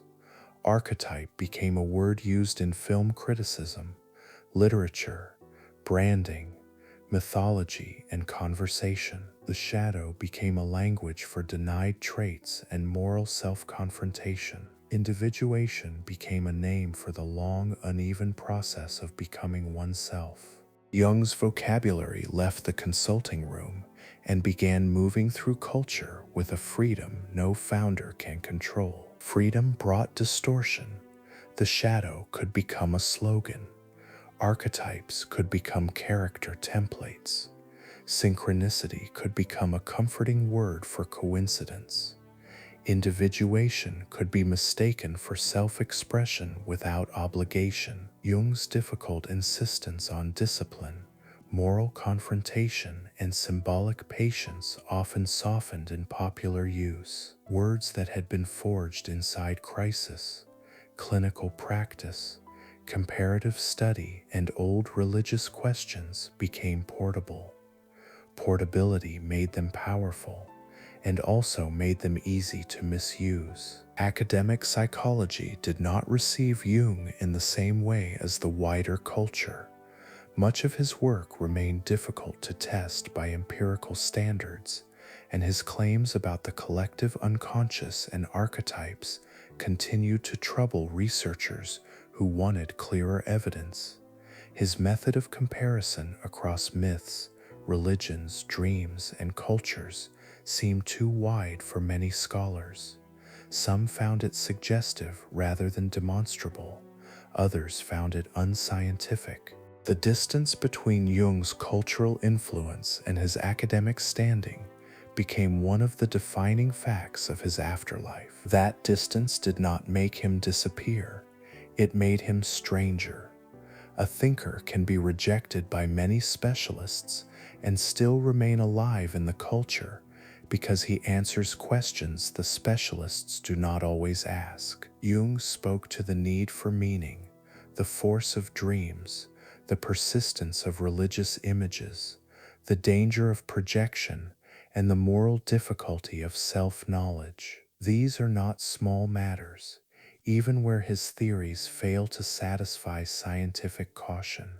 A person waking from a dream that feels charged may not first ask for a controlled study. They may ask what part of life has spoken in symbolic form. The publication history of the Red Book changed Jung's afterlife in a decisive way. For decades, the great illuminated volume remained largely hidden, known by reputation but unavailable to most readers. Jung had drawn from its material in his later work, yet the book itself had not been part of the public Jung that earlier generations inherited. When it finally appeared, it shifted the center of gravity. Readers could see more clearly how deeply Jung's mature thought had been shaped by the private confrontation that followed his break with Freud. The physical presence of the Red Book mattered almost as much as its words.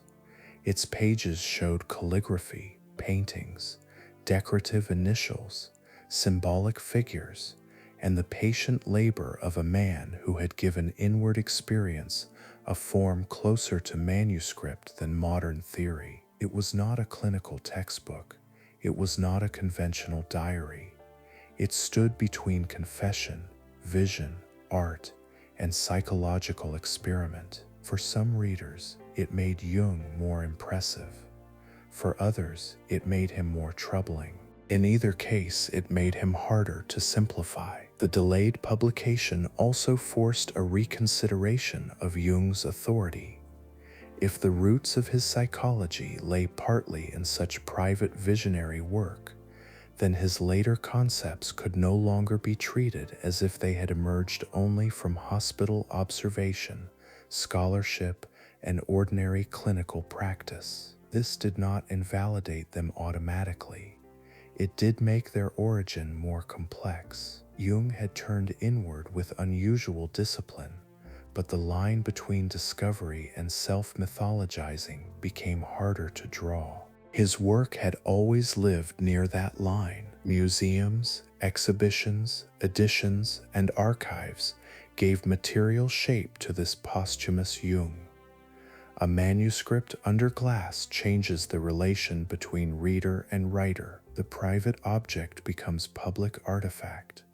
People gather to look at a page once made in solitude, and the solitary act becomes part of cultural memory. Jung, who had spent so much of his life thinking about symbols, became symbolic himself. His tower, his books, his portraits, his sayings, and his red manuscript all entered the visible record by which later generations tried to understand him. The controversies did not disappear.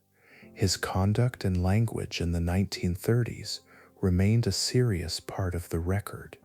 His views on gender drew criticism from later readers who found anima and animus too bound to assumptions of his time. His use of non-European materials came under scrutiny from scholars more attentive to cultural context and appropriation.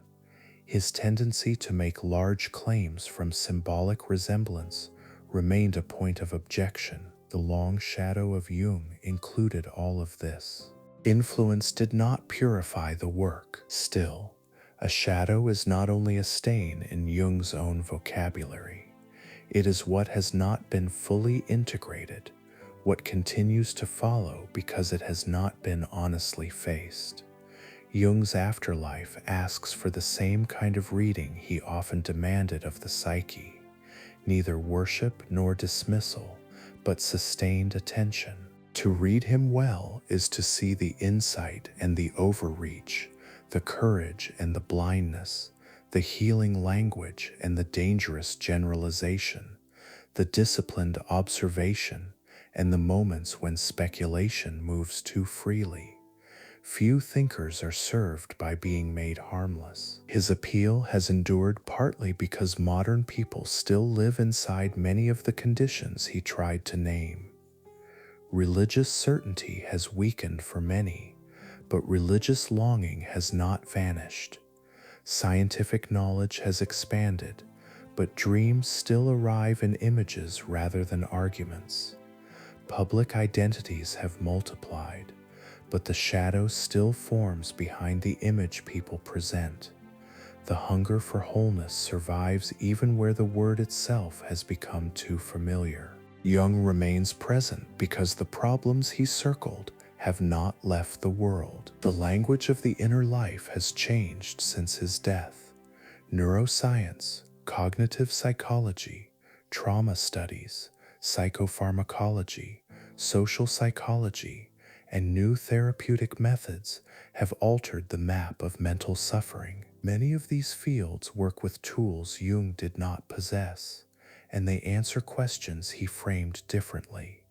Yet his work persists beside them, not always as science in the strict sense, but as a symbolic psychology of meaning. It offers less a laboratory map than a set of lenses through which certain experiences come into focus. For some people, that is enough. For others, it is too much. Jung's work invites belief more easily than caution, and that is part of the danger. A person can hide inside Jungian language as easily as become more honest through it.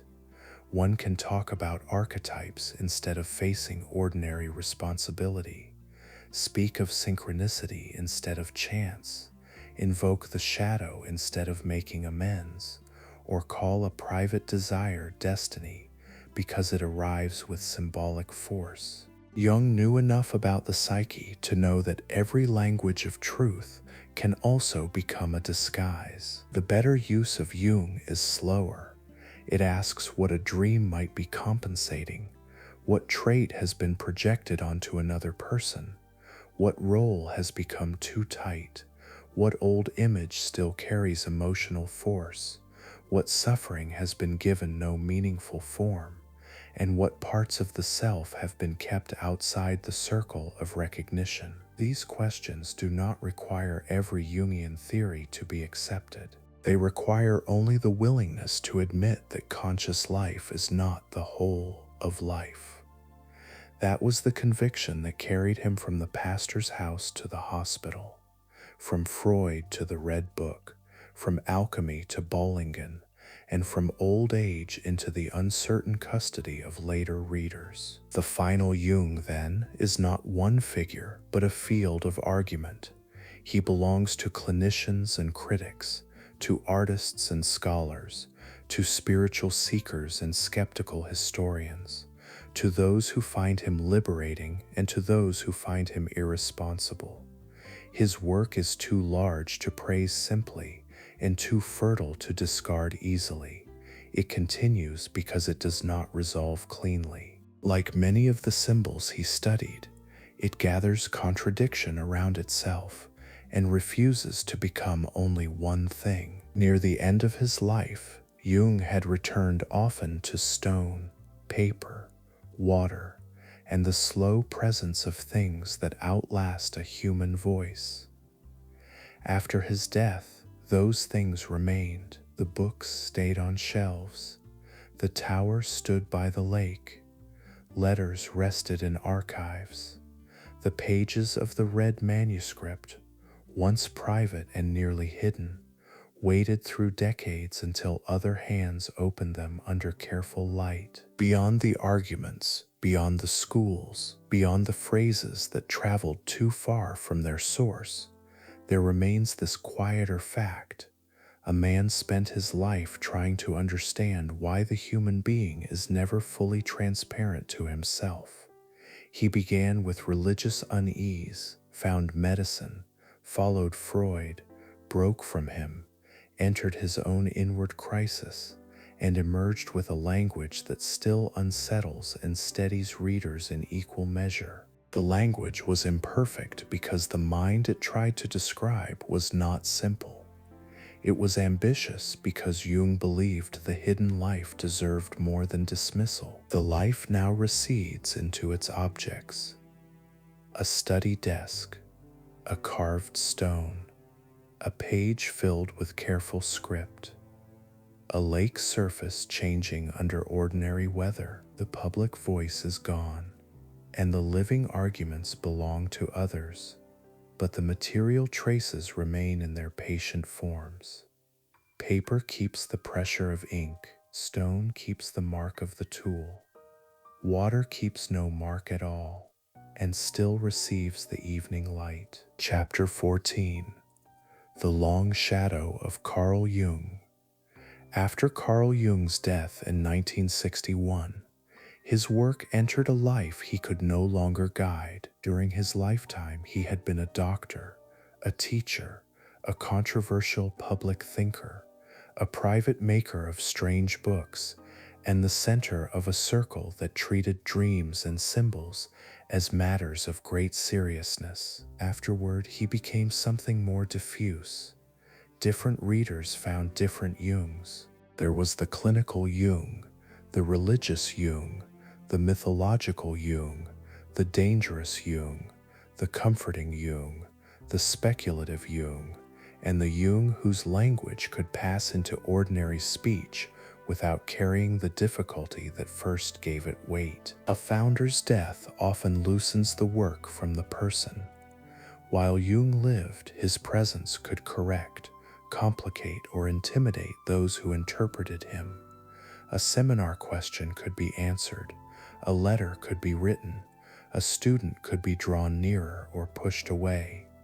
Once he was gone, the books remained without the living voice that had moved around them. Analytical psychology had to continue through institutes, analysts, editors, translators, memoirists, and readers who would carry the inheritance according to their own understanding. The Jungian institutes gave that inheritance structure.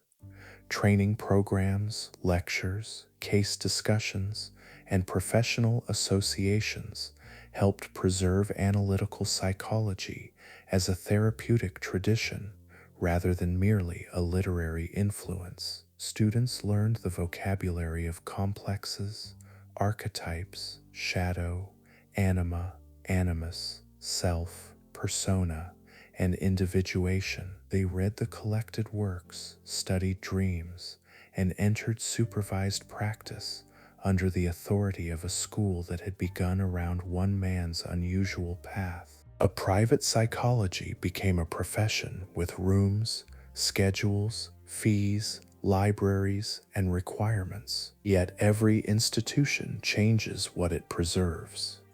Jung had resisted reducing symbols to fixed meanings, but institutions need definitions. He had warned against imitation, but schools require models.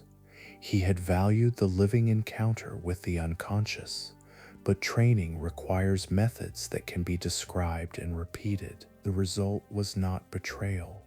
It was the ordinary cost of survival. A thought that cannot be taught dies with its founder. A thought that can be taught risks becoming smaller than the experience that created it. His closest students and interpreters helped prevent that shrinking.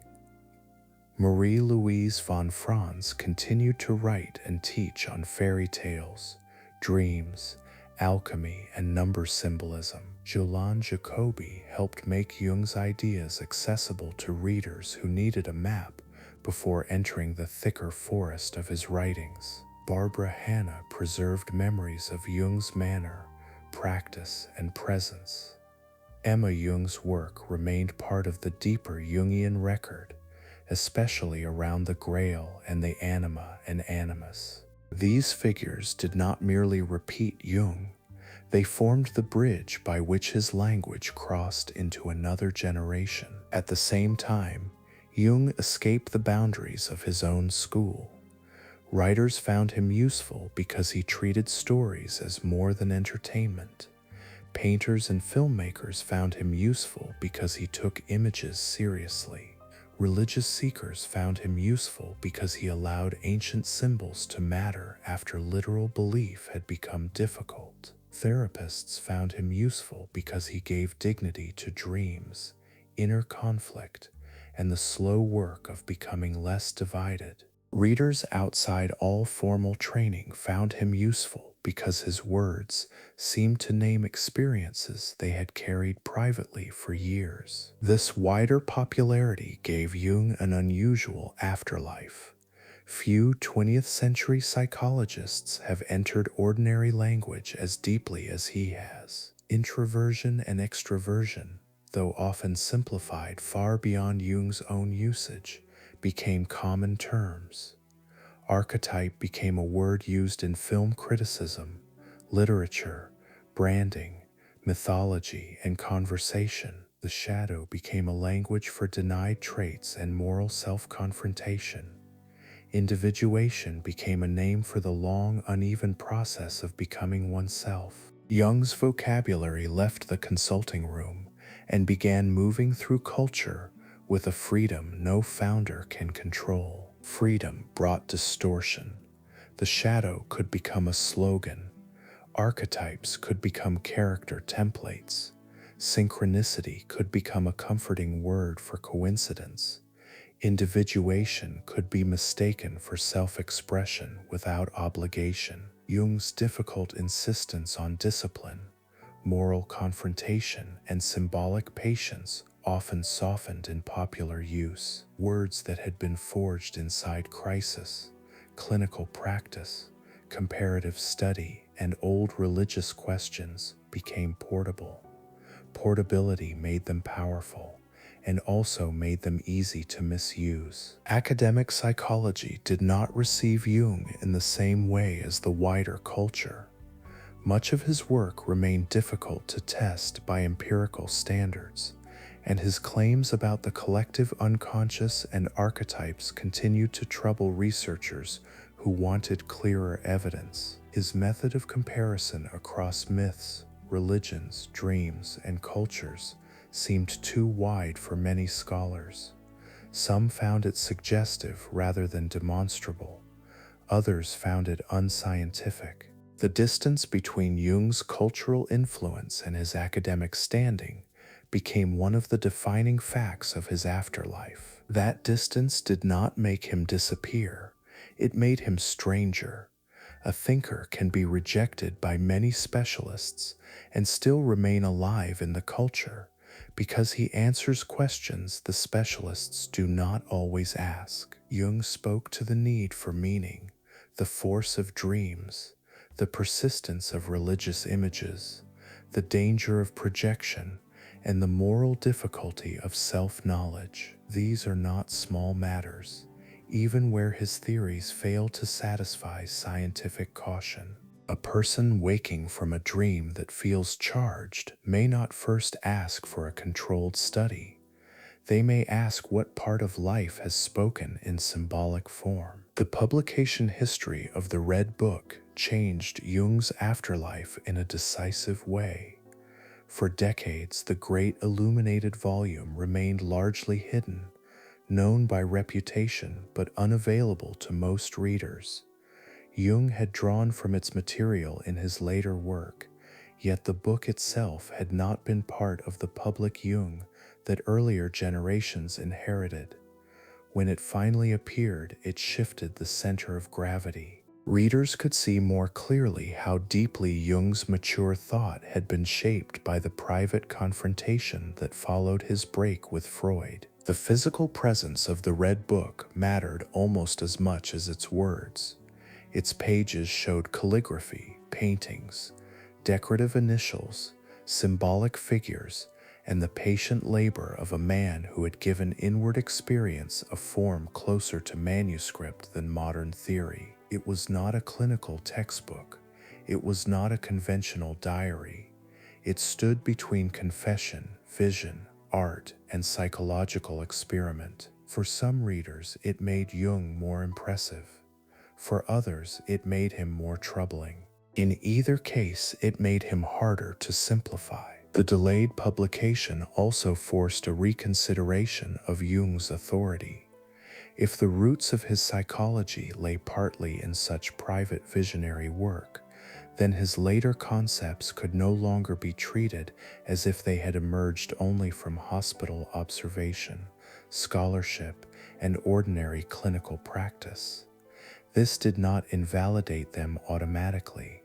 It did make their origin more complex. Jung had turned inward with unusual discipline, but the line between discovery and self-mythologizing became harder to draw. His work had always lived near that line. Museums, exhibitions, editions, and archives gave material shape to this posthumous Jung.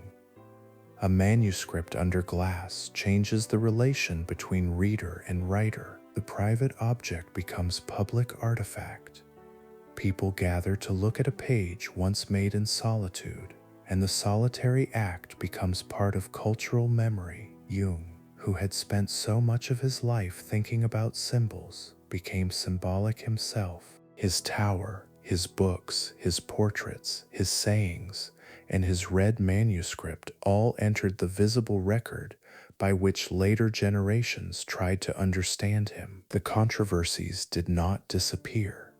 His conduct and language in the 1930s remained a serious part of the record. His views on gender drew criticism from later readers who found anima and animus too bound to assumptions of his time. His use of non-European materials came under scrutiny from scholars more attentive to cultural context and appropriation. His tendency to make large claims from symbolic resemblance remained a point of objection. The long shadow of Jung included all of this. Influence did not purify the work. Still, a shadow is not only a stain in Jung's own vocabulary, it is what has not been fully integrated, what continues to follow because it has not been honestly faced. Jung's afterlife asks for the same kind of reading he often demanded of the psyche, neither worship nor dismissal, but sustained attention. To read him well is to see the insight and the overreach, the courage and the blindness, the healing language and the dangerous generalization, the disciplined observation and the moments when speculation moves too freely. Few thinkers are served by being made harmless. His appeal has endured partly because modern people still live inside many of the conditions he tried to name. Religious certainty has weakened for many, but religious longing has not vanished. Scientific knowledge has expanded, but dreams still arrive in images rather than arguments. Public identities have multiplied, but the shadow still forms behind the image people present. The hunger for wholeness survives even where the word itself has become too familiar. Jung remains present because the problems he circled have not left the world. The language of the inner life has changed since his death. Neuroscience, cognitive psychology, trauma studies, psychopharmacology, social psychology, and new therapeutic methods have altered the map of mental suffering. Many of these fields work with tools Jung did not possess, and they answer questions he framed differently. Yet his work persists beside them, not always as science in the strict sense, but as a symbolic psychology of meaning. It offers less a laboratory map than a set of lenses through which certain experiences come into focus. For some people, that is enough. For others, it is too much. Jung's work invites belief more easily than caution, and that is part of the danger. A person can hide inside Jungian language as easily as become more honest through it. One can talk about archetypes instead of facing ordinary responsibility, speak of synchronicity instead of chance, invoke the shadow instead of making amends, or call a private desire destiny because it arrives with symbolic force. Jung knew enough about the psyche to know that every language of truth can also become a disguise. The better use of Jung is slower.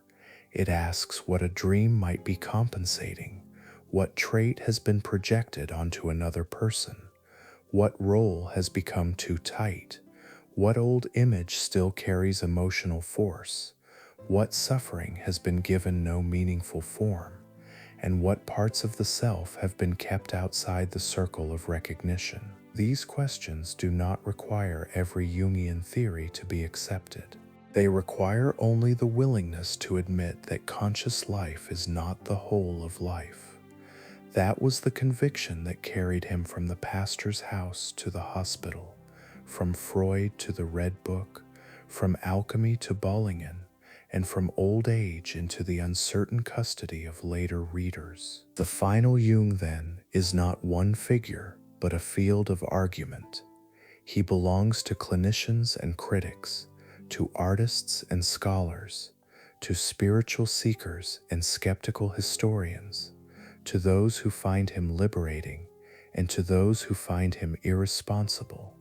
His work is too large to praise simply, and too fertile to discard easily. It continues because it does not resolve cleanly. Like many of the symbols he studied, it gathers contradiction around itself and refuses to become only one thing. Near the end of his life, Jung had returned often to stone, paper, water, and the slow presence of things that outlast a human voice. After his death, those things remained. The books stayed on shelves, the tower stood by the lake, letters rested in archives, the pages of the red manuscript, once private and nearly hidden, waited through decades until other hands opened them under careful light. Beyond the arguments, beyond the schools, beyond the phrases that traveled too far from their source, there remains this quieter fact. A man spent his life trying to understand why the human being is never fully transparent to himself. He began with religious unease, found medicine, followed Freud, broke from him, entered his own inward crisis, and emerged with a language that still unsettles and steadies readers in equal measure. The language was imperfect because the mind it tried to describe was not simple. It was ambitious because Jung believed the hidden life deserved more than dismissal. The life now recedes into its objects: a study desk, a carved stone, a page filled with careful script, a lake surface changing under ordinary weather. The public voice is gone, and the living arguments belong to others, but the material traces remain in their patient forms. Paper keeps the pressure of ink, stone keeps the mark of the tool, water keeps no mark at all, and still receives the evening light. The journey is complete. Rest well.